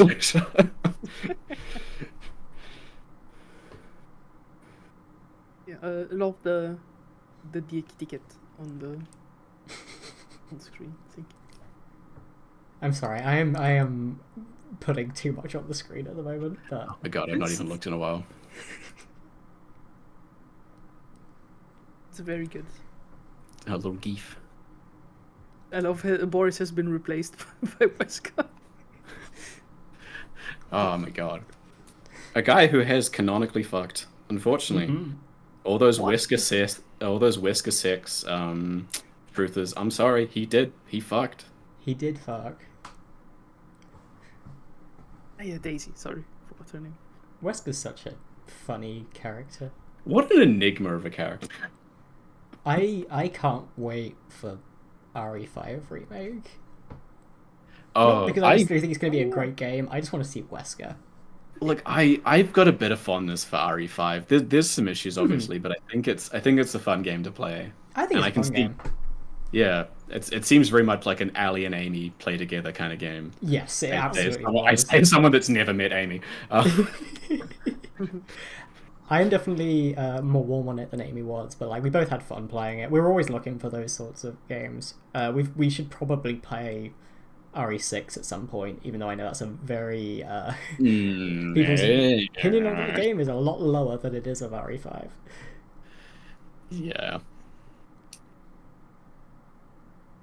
I feel kind of bad because like I never got back properly into Resident Evil after I kind of bounced off 6. I saw a lot of people talking about 7, and I was like, I don't think it's for me. Like I don't know if I will. I played 7 this year. I like it, but I don't think it's like... I don't know. It wouldn't get me back into Resident Evil if I was like in your situation. Resident Evil 7 Yeah. is like... It's like, oh, this was a fun enough like first-person horror survival game with some Yeah, like, I'm very much in the expected position of- Resident Evil jank. It's I don't know. It's a strange game. It's obviously very tapped into stuff that I like Texas Chainsaw and stuff. It made me want to play RE8. I just haven't gotten around to that yet. Yeah, I want to go back and I want to play. I say go back. I want to play the like RE2, RE3, RE4 remakes because they're definitely more my speed. Like Yeah. I've been a big RE3 fan for years and years. So people seem to like the remake. So I'm glad it's finally getting some love. Yeah. I bought Resident Evil 4 for GameCube Ooh.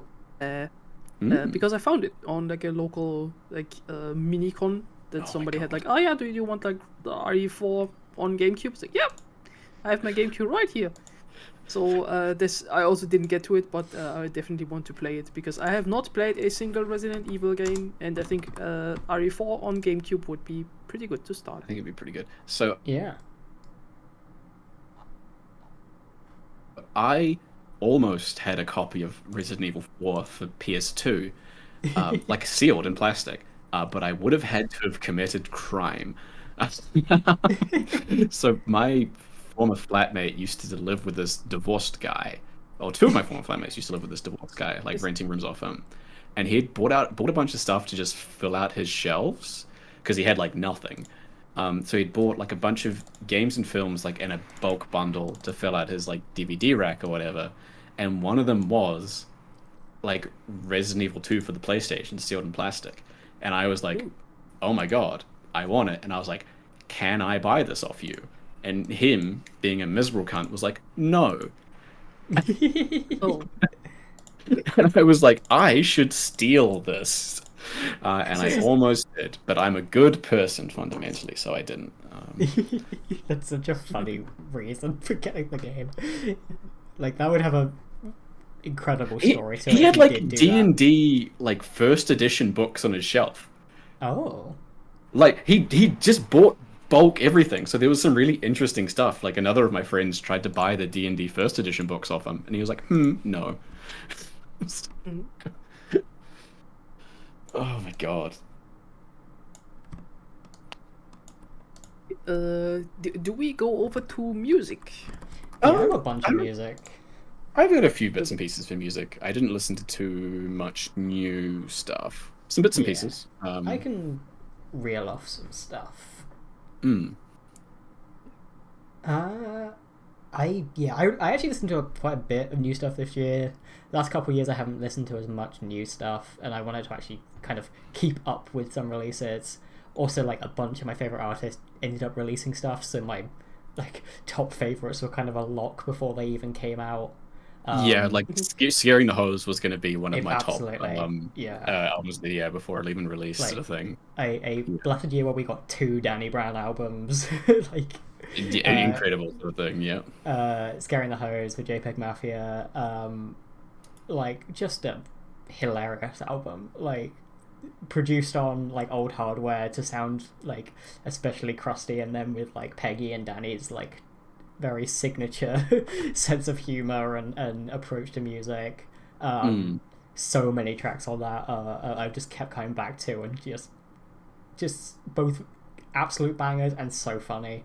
And then we got new Danny Brown album, Quaranta, the I guess spiritual sequel to Triple X 30, which is a very like it was actually a very surprising album from him, like the kind of last decade of his stuff of Atrocity Exhibition being this depraved like literal downward spiral of his like experience with like drug abuse and like isolation and like wasting away in his home, being personified through an album that made him go bankrupt pretty much and like through all the samples, to like a few years later releasing an album that felt like where he like I was gonna say it's called It Is What It Is, but it wasn't called that, but it was basically It Is What It Is, the album, where it still has that kind of like Danny Brown likes talking about sex in a way that no one else does, where it's just very visceral and gross in the strangest ways. But his voice is like silly enough that it doesn't feel. Yeah. he's always talking about like the grossest sexual experiences, but it's also got that same kind of like approach to production. Like I think JPEG Mafia produced a bit on that album as well. So it's got that sort of flair, but it's also a lot more focused on like his it's a bit more positive. Like he's got some tracks on there where he's like, oh yeah, I'm doing a bit better now. I can be like my funny self and like tell these bizarre stories in a way that doesn't make you want to phone social services and get him checked on. And then like Quaranta, barring Scaring the Hose, after Scaring the Hose went out, he went into rehab, and Quaranta kind of like painted a picture of what Quaranta was going to be like, because it's him basically admitting he's at his worst again, but it through a very like, for want of a better word, sober way. He's very introspective in a way that feels a lot more direct to the listener. Him talking about how like, he's getting old. He's over 40 now. He's like been struggling with this stuff for so many years. Getting old is scaring him. His experience with drug abuse is scaring him. But he's like able to approach those conversations in a lot more mature way. And I think it's an interesting album. It's definitely not my favorite of his, but I think it's going to be a grower. Much like when Danny got his teeth fixed and had a haircut, a lot of people very selfishly were like, oh, Danny's signature look is gone. And like, dude, he's cleaning himself up. He is looking, he's be normal how he about wants this. to look. It feel the same way of being like, Quaranta was never going to be Atrocity Exhibition again, because only Danny then could have made Atrocity Exhibition. He is a different man. Even if he's still struggling, he's a different man now. But yeah, that was both of those albums. It was just a joy to have Danny Brown in that capacity. Tantor is such a bizarre song. Everyone knows the "Got a Mexican Homie Named Chinese Mike" line, but like that whole song is full of that sort of line. He's got a Bruiser Brigade's own Bruiser Wolf, who released an album like last week or something, who's got a very, I call him the rap game Chef John from Food Wishes, because that's exactly what his delivery is. He's got a very unique flow, and he shows up on the new Danny Brown record. I always love hearing from that guy because he sounds like he's doing a comedy bit. But yeah, I two Danny Brown albums, like I can't say no to that. Did you check out the like anomaly of a thing, which was every single member of Pink Floyd died and possessed Little Yachty, and he produced a prog rock album. Yeah. I quite enjoyed it. I did enjoy it. Yeah. It did bizarrely well in New Zealand. Like I remember looking at like the music charts in New Zealand at one point, and it was like high up there, and I was like, "Is this entirely my influence? What's going on?" Yeah. But no, I think it was a good, like sort of dipping his toe into prog rock. I don't think it was anything pushing the medium forward or anything. That's the thing with that album, because when it came out, there are people who only listen to that type of music who were like, "Oh, this is like groundbreaking," and it's like, no, I mean it's fun, but it's like, you know, it's like an average Tame Impala record, but Lil Yachty's doing it. Like I said, I guess me and my friends, we gaslit each other into being huge Tame Impala fans, which is good and correct because Tame Impala's quite good. But also like a lot of the people that were like really hyping up the Little Yachty album was like, have you listened to a Pink Floyd album? Like the biggest bands on the planet. Yeah. But that album was fun. I forgot that came out last year. There was some, like, even if it's like, obviously is a lot of, you know, I know Lil Yachty's like good friends with the guy behind Tame Impala, but like the Tame Impala himself. That one Australian man, Tame Impala. Yeah.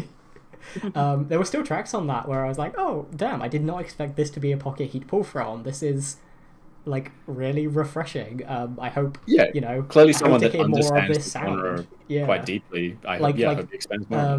Like Black Seminole was such a huge expansive song. I never what an expected to hear from Lil Yachty. Yeah, like that's just something that if someone dropped that in the middle of like a Little Yachty like discography like playlist or whatever, it would just like completely punch your teeth, and there's like out of nowhere, like what the fuck is going on? But it's great. It's very good. Yeah. But yeah, this year was like a year of all of my favorite artists dropping stuff. We got a new Algiers record, which was like at the start of the year, which was great. We got a new Young Fathers album, which was great. The Algiers one being honestly a better like collaborative project than the new Gorillaz was. A long shot. Not hard, but, like New Algiers record with a song that had both Backwash and Billy Woods on it was obviously going to be my song of the year, even if it came out like the year before. Yeah, I mean, a song with Billy Woods on it. I'm sorry, the like the best rapper alive. I'm sorry. Yeah. Speaking of artists that we got plenty of music from, him and Kenny Seagull linked up again. Like their last project together was incredible. The new one, Maps, is like if I had to pick an album of the year, that might be it. It's so good. Another like a Danny Brown feature, maybe his best feature of the year is on that. And then we got another Arm & Hammer, like Haram, the last Arm & Hammer record is in contention for one of my favorite rap albums of the decade so far. This new one, again, great production. There's like LP production on this one as well. JPEG produced a bunch of stuff. Those guys are like managed to write the densest stuff that is all still really funny and really like like intelligent, and they pull like rhymes that you would never anticipate out, references that like no one else is making. That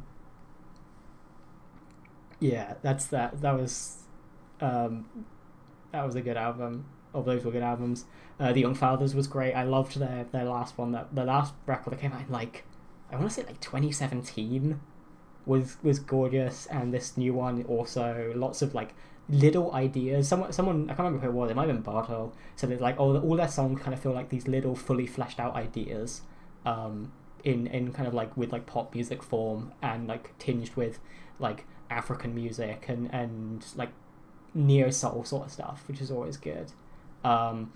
Thank you to Sampha, who obviously listened to our last stream because I said, Sampha, please drop an album, and he dropped an album. Yeah, He went, Ali, of course.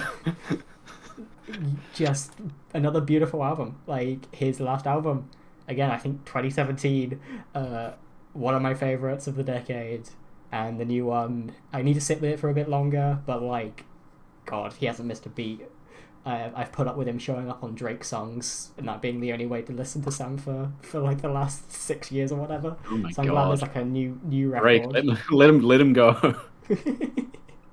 And then Genesis Owusu, another guy who I was very excited to hear a new album from. His last one was like very kind of hip hop neo soul sort of vibes. The new one, influenced by Berserk apparently, is like a lot more kind of post-punky and like punky in general with like funk tinge, all about like kind of conceptually about being the fear of God and being a little roach man who is fearing for his life. Just great songs about being a roach, which is always beautiful.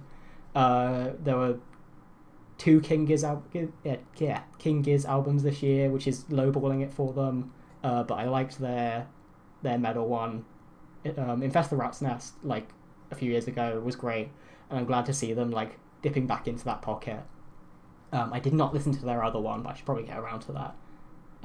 Like most things that King Giz release, it's just a case of, okay, right, let's wait until they're not releasing stuff, and I'll get onto the stuff they have released.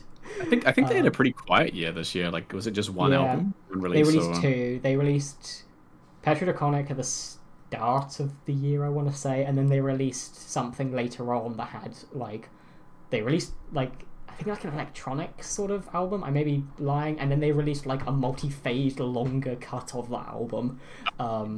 Sure.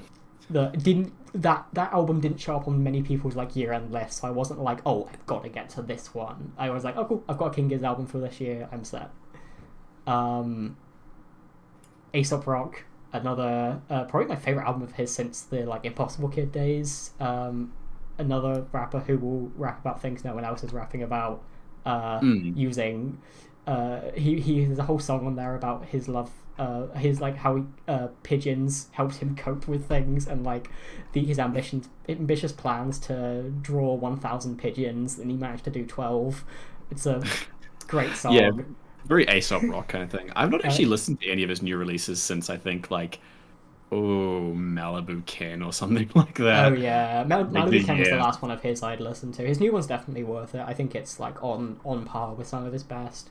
There's also like an album like, there's a whole track where he just talks about Van Gogh and like how he wasn't like respected in his day, but now the cultural consensus is he's like one of the greatest. It's a little weird. I'm like, what are the pockets you're pulling from here? But it's fun. Going on behind the curtain. I didn't listen to it, but a lot of people told me the new Skrillex album was good. Cool. Yeah, he released 2. One people loved, which I thought was fine, and one that people hated, which had a like sad anime like porcupine or something on the cover. Oh hell yeah. Which sounds very Skrillex, but that's like real like 2010s Skrillex score. I'm glad he's still there. I come back from the bathroom and it's Skrillex. Yes. Yeah, we had a really good, interesting discussion, and you walked back into me being like, "Y'all hear about Skrillex?"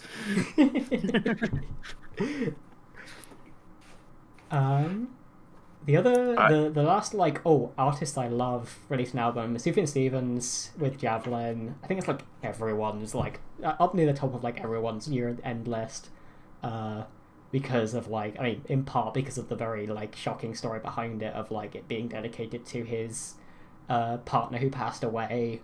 I think it's like tinged even like if you go into a Sufjan Stevens album, you know it's going to be very melancholic, very stare at the ceiling core. But this one especially kind of had that vibe, and it being sort of reinforced with the story behind it of it being dedicated to his late partner is certainly feeding that stare at the ceiling core.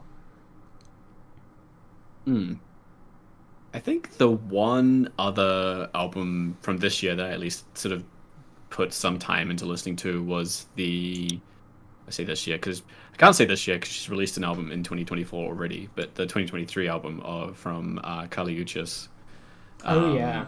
Red Moon and Venus was very good, I thought. A good mix of that kind of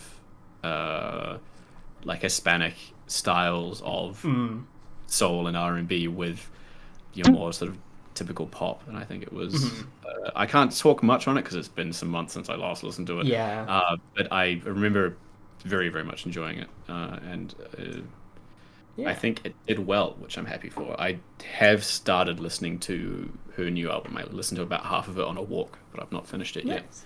I'm not like so hot on the like latest release, but it could just be a mindset thing. So yeah. I guess quick round of stuff that I wasn't expecting, like artists I wasn't aware of before or like hadn't really delved into.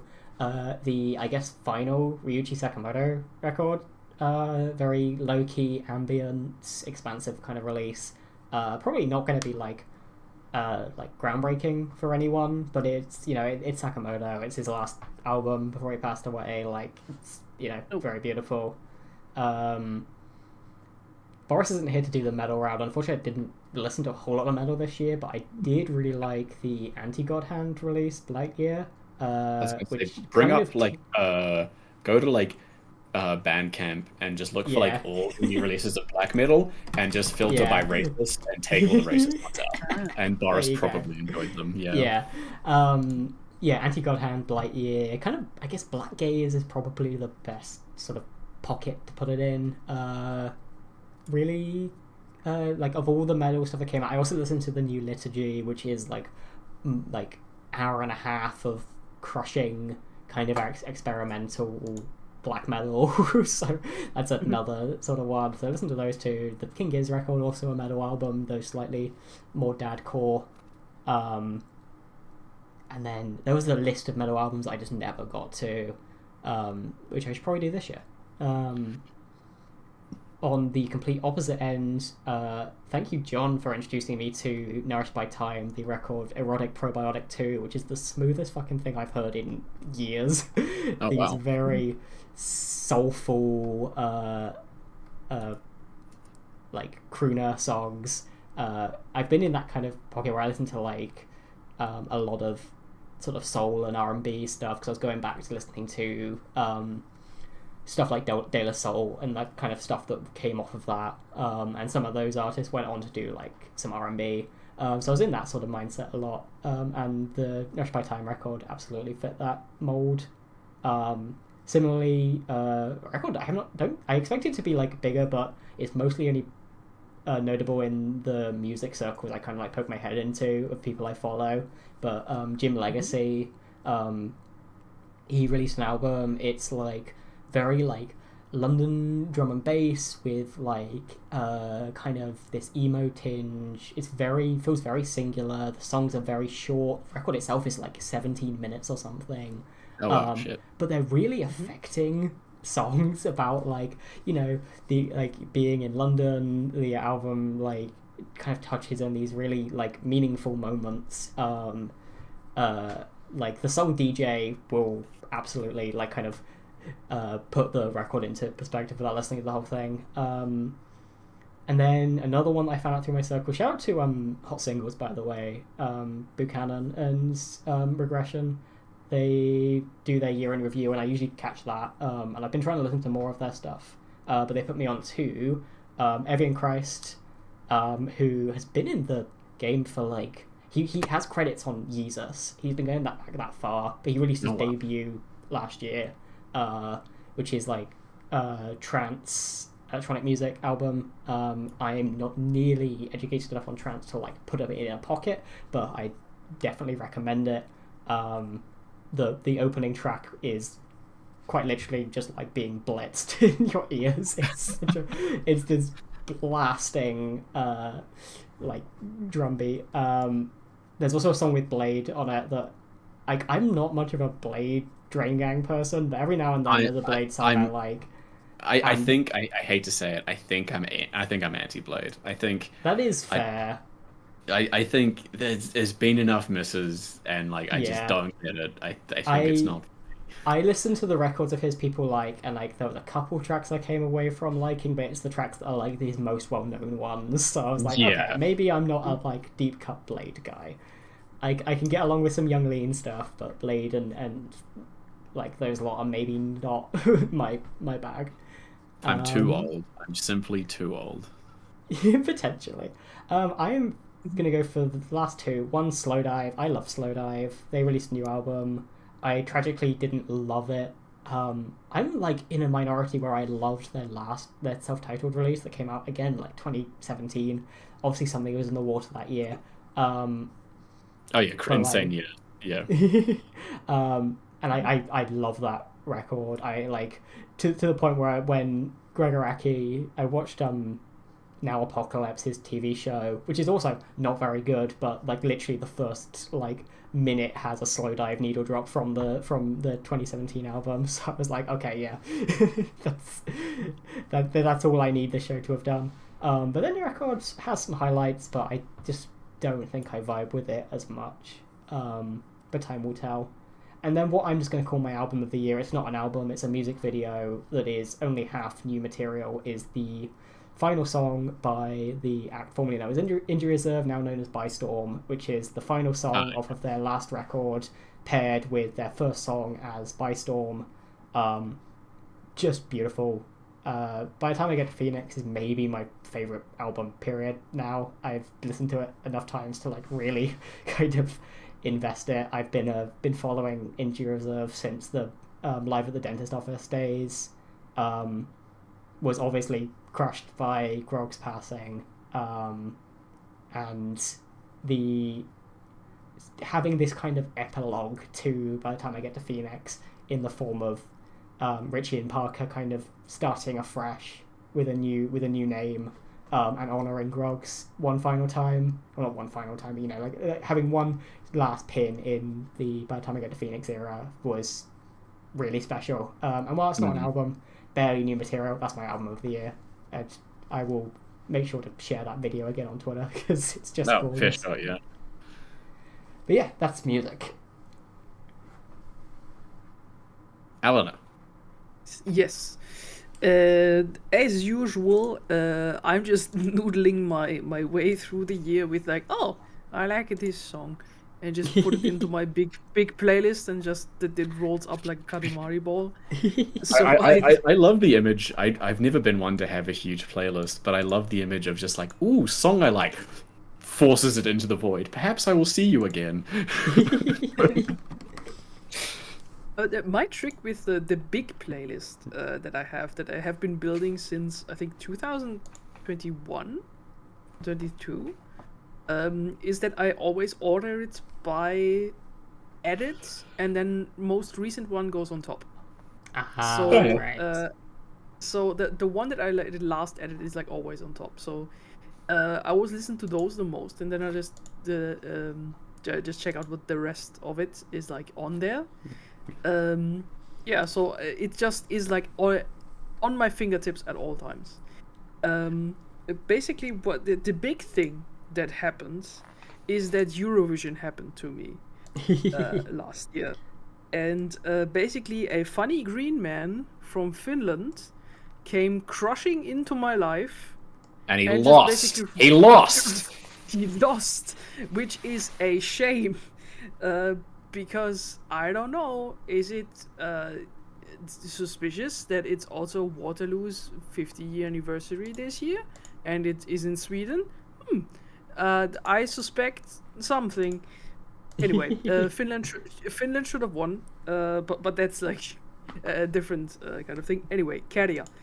the Finnish what's his style? He said like not like a heavy pop guy with like metal elements. Oh, yeah. Yeah, Very, that very guy. like, hyperpop kind of approach. Yeah, Not hyperpop. quite like That's it. not quite like 100 gex kinds of like distortions, but like the similar kind of approach. Yeah. Yeah, the hyperpop. That's the word I was looking for. Basically, Cha Cha Cha absolutely got me. Especially the performance was I saw it for the first time. That like unhinged some sort of like thing inside me to like really go the drag king route one day, even more. But yeah, I started listening to like his whole catalog, and that man has really good songs. I don't understand any of them because they're all in Finnish, Hell but yeah. all of his songs are great. Of course, Cha Cha Cha being the big one, but especially the last single that he put out, Hoo Ha Hey, that has been like on rotation, just all of it. I can one day share the screenshot of like my Spotify Wrapped, where it says you are in the top 0.5% of Karia listeners. I don't know how I got up there, but I made it there somehow.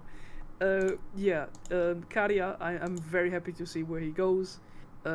He has definitely had also like some great crossovers. I think the last one was a Party Time with like an Estonian rapper, which also is a banger. So yeah, I'm very happy to listen to more Karia. He good. Otherwise, I also couldn't make it to Wacken this year because mudslide. So yeah. they opened it, but they had to soon close it really fast. We got hit with the message that there was like a full stop while we are, I think, at the height of Leipzig.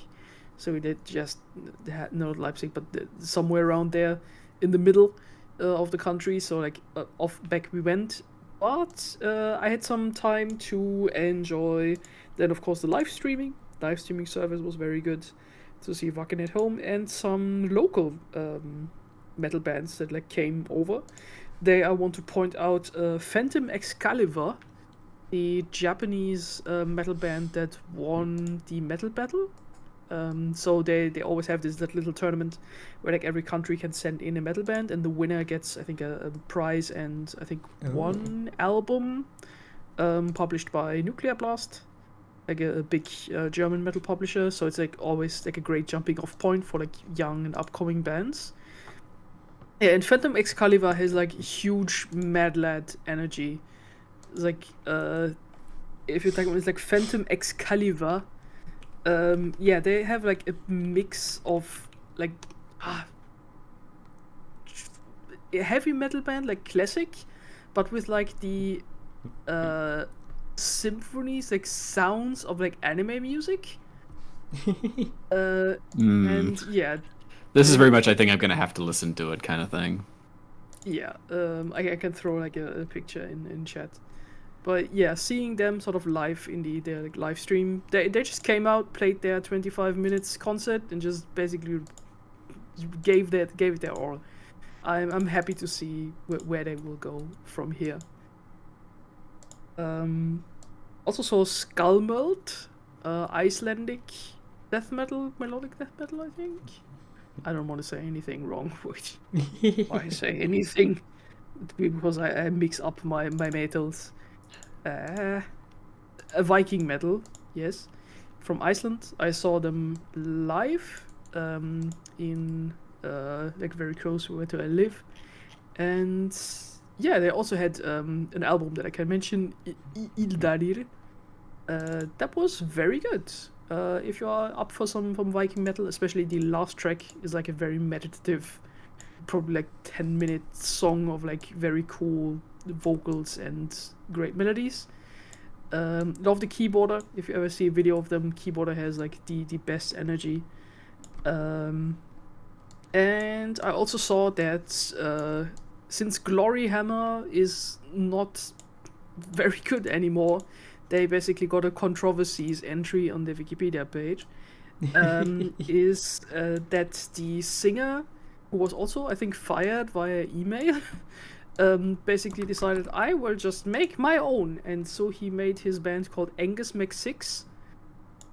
He was also like still like the Gloryhammer vibe of just fantasy fun metal.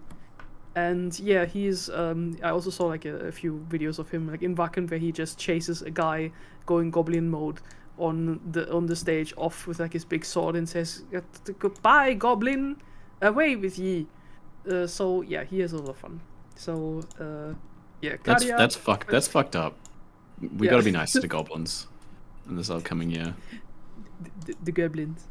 Yeah, so Cadia being the big one, Phantom Excalibur, Skullmold, and Angus Mc6, I can say. Also, I think I am getting into American pop. Oh my god. Holy shit, what the fuck?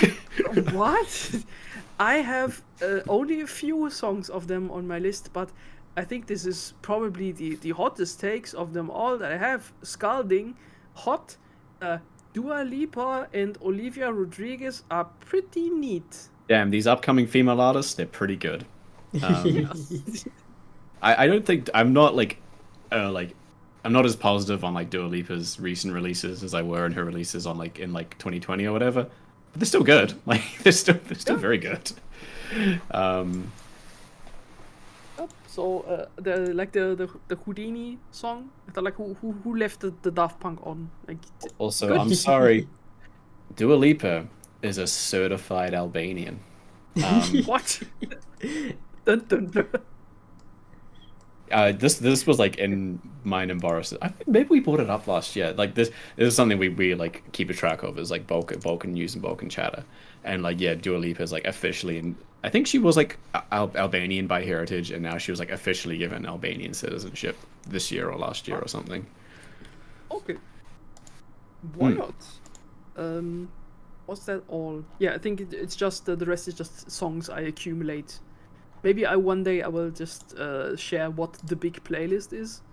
But yeah, then you can just see all of my taste just in one. Vomited together. Fun feature Spotify has that they do not advertise, which is insane because I think it's really cool, is the Spotify ability to create a blend.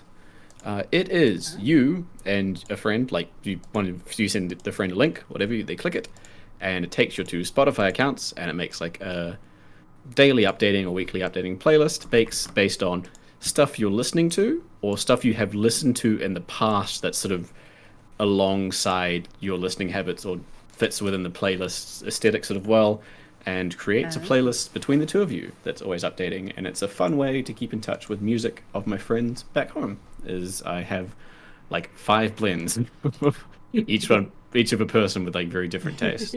Nice. Yeah, it's a very fun thing to do. I don't know why Spotify does not advertise it more, because it's a cute little feature. Would GARcast blend work? I think all of us have Spotify, right? Yeah. I don't know how many. Boris has a weird Spotify thing, and I won't get Boris into it. is more of a Bandcamp head, so like, Yeah. So he's Boris doesn't have Spotify Premium, but if he accesses the like browser version of Spotify on his computer, he doesn't get any ads. Right. Yeah, so I'm I don't know what Boris's relationship with Spotify is. Yeah. If nothing else, I could probably like add a bunch of stuff that I know Boris likes to a playlist, and we could have a blend that way. Yeah, we could either make a playlist manually, or we can individually do whatever the case. We can sort this out off stream sometime. Yeah. Nice. Yeah, that I think would be a nice idea, to just have like songs accumulate like over 1 year, just see what comes out.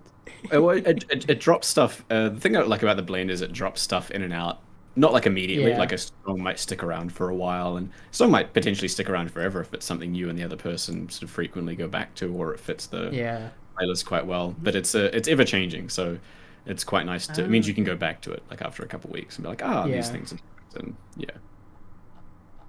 Good.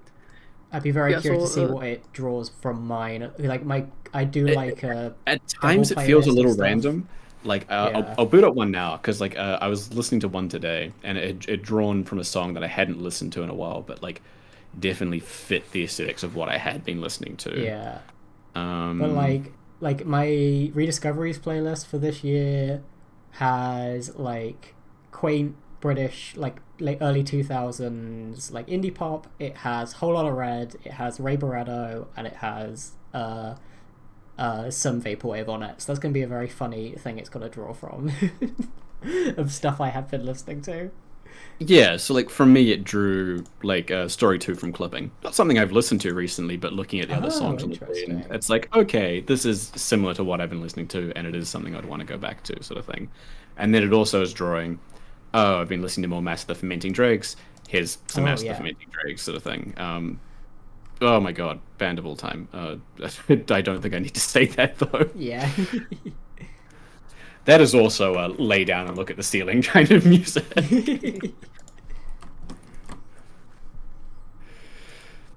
Nice. Okay, I think I have everything. Yeah. Yeah, Now I we think we're pretty wanna have solved. something? Pretty soft. Nice. I think we've had I think it's a bit longer this year as well. I think we're all even without Boris. I think we're pretty positive and engaged Yeah. with media this year. Yeah. many good things happening. I think we like nearly talked for like 4 hours straight. I just see. Pretty much, yeah. I mean, like And- last year and- we did like 2 streams for it, and it probably added up to about 4 hours. Oh, plus, true. so- That's right. Right. Yeah, I completely forgot that I missed one. Yeah. Whoops. Yeah, but I think we have, maybe I have to like download and re-upload it because I saw that these just make it into the live tab. Yeah, They you don't have show to up in, like, deliberately videos. publish it to be a video, otherwise Yeah. it stays. That won't, Yeah. that won't be too hard, so we can figure that out. Hmm. I need everyone to see my beautiful color that I've spent so much time. Yeah, I with our caught precious Yeah, time. it's beautiful. I caught Frankenstein's smoking that booth, but I didn't want to like say anything. Yeah. Nice. Okay.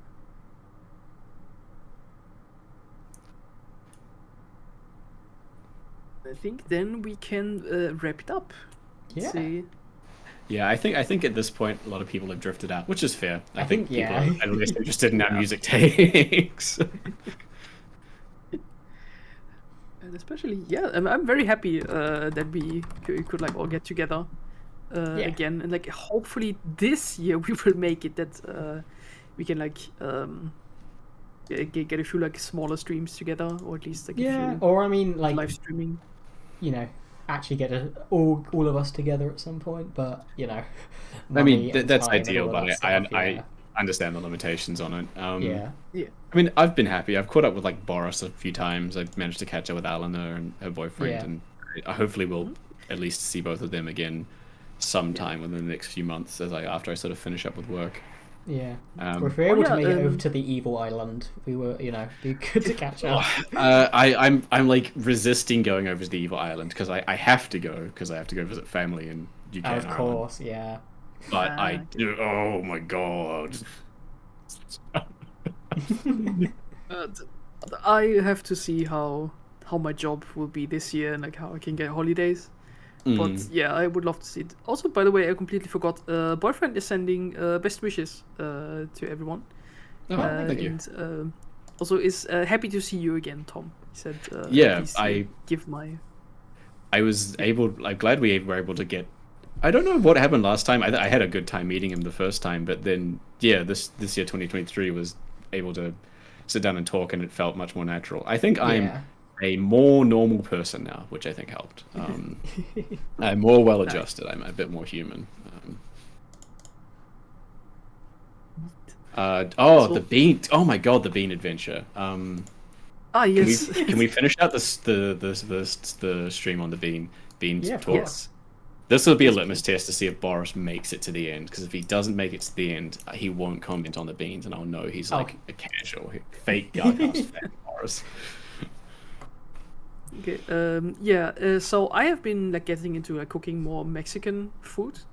Like I've already had a few like dishes that I can like cook pretty well. It's like guacamole and chili con carne, especially. Like learning during my student days. But I got myself, of course, Danny Trejo's cookbook, and he has some amazing recipes in there. Like these are like legit good. And one of my favorites had been like black bean paste, which you can get like either for rice or like on bread. It's like it's super versatile. It's like also a great recipe. Tasty, So, which great I addition had- of protein. Yeah, it's great. Yeah, it's really good. And so you only need is black beans in a can, which is important because you need the liquid from the black beans in order to add back while you are like roasting them in a pan. You can do it with water, but I found out that doesn't taste so good. So black beans in a can. This is what you need. So I have been making my black beans like all over the year, but then suddenly, like in the second half of the year, I cannot find black beans anymore. Why? I look at my different supermarkets that are here, like Aldi, Rewe, Edeka, Norma. They don't have black beans anymore. And I ask myself why. I tried then to order some online, have them delivered to my supermarket. And then they say, yeah, sure, we have them. One day before I go pick them up, they come, oh, we don't have them in a can. We only have them in like a sealed bag, but it doesn't have any liquid in it. Like, no, I want the liquid stuff. Like, and we don't have that. I tried to check online, no beans. I go to the other cities, beans like gone. not only my hometown, but then like Yeah, so city when of when my Eleanor and boyfriend's. when Eleanor and I meet up, Where are they? we spend a good bit of time looking at stores, and her boyfriend also goes around looking for fucking beans, and none. We find none. There are no black beans. We have white beans, we have the kidney beans, we have other types of beans, but do we have black beans? No. So where are they? I want to know where the black beans are. I want to make my black bean paste. So I found 3 cans. 1, 2, 3. I counted them and I bought all of them at once. 1, 2, 3 at my local supermarket. I think a few weeks ago. It's like, oh my god, I found them and I treasure them now. And then afterwards, no more. I ask myself, where are the black beans? This is a mystery now that I wish to have to be solved soon, because I want to make my delicious food. Yeah, so if you know what happened to the black beans and their mystery, please tell me. I need to know. If you, the person, are listening, the person specifically that fucked up the black bean supply in like Western and South Germany, turn yourself in, criminal. Yes. Well, I know what to You bring don't as a fuck gift up. if I do make it over now. I will. I have to- did say, I suppose I should say, I did go to like one of the Asian supermarkets. I did find some black beans, but that was after Eleanor found some cans, so I didn't feel like in a rush to mail those down. Thank you very much. Yeah, so I think on the bean story we can end, because this is one of the most important things also from last year, big beans. Yeah, so thank you very much for coming back, and I hope that this year we can do some more, because I'm also happy that everybody is here, and I think also the first time that everybody is in Europe for like a long it's time. this. Since we- 2018, yeah. Yeah, This relating. we did yeah, like that so one that Jake means- Gyllenhaal joke podcast when I think Tom was like sat in London on his phone. No, recorded. I wasn't even in London. I was in some town, like in the north of England. Like I was on my Oh. way. I was on my way to Edinburgh, and I was going to be there just sort of at the end of the Fringe, and my accommodation was cancelled on me, so I had to like Oh. get off the bus in this town, and the town that I stopped in, it was fine. Like it was a couple of days accommodation. It was a nice like rural village. It was like fine to be a bit quiet or whatever. It's like, oh, I can chill out for a couple of days, go for some walks, have some good breakfast or whatever, pretty cheap. At that point, the day of, my phone like obliterated itself, like completely wiped itself clean. So I think I think it was about an hour before we recorded, I had like reinstalled Discord and stuff like that. And then also during, I was like in the small lounge area. In the other room were 2 guys, like cyclists, that were also staying in my bedroom.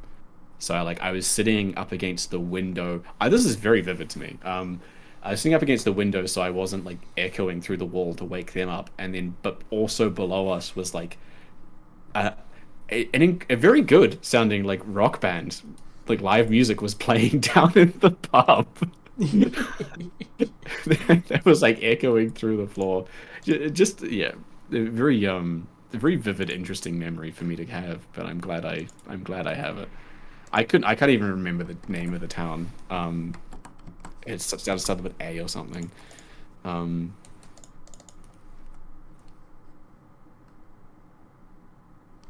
Anyway, I'm completely distracted, but yeah.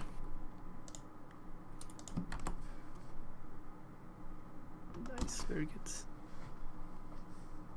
Yeah. So, also for anybody who is still listening, but I think it's just we are alone at this point.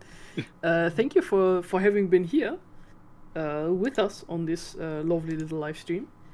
And I hope to see you soon, everybody. We still have our good Discord that we are happily posting away or things that we find. Yeah, if you like card games, the Discord's pretty good. Yeah, if you like Yu-Gi-Oh, get ready for me to be talking. And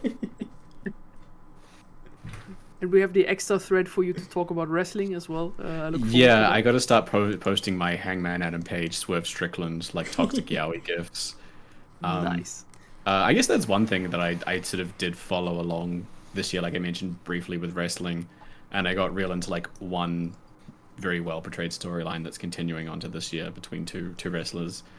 Swerve Strickland, who was Killshot in Lucha Underground, and Hangman Adam Page, whose gimmick was that he was a cowboy guy, and then now his gimmick is that he lost a couple times to Swerve and has become a deranged cowboy guy, and I'm really into it. Punished cowboy.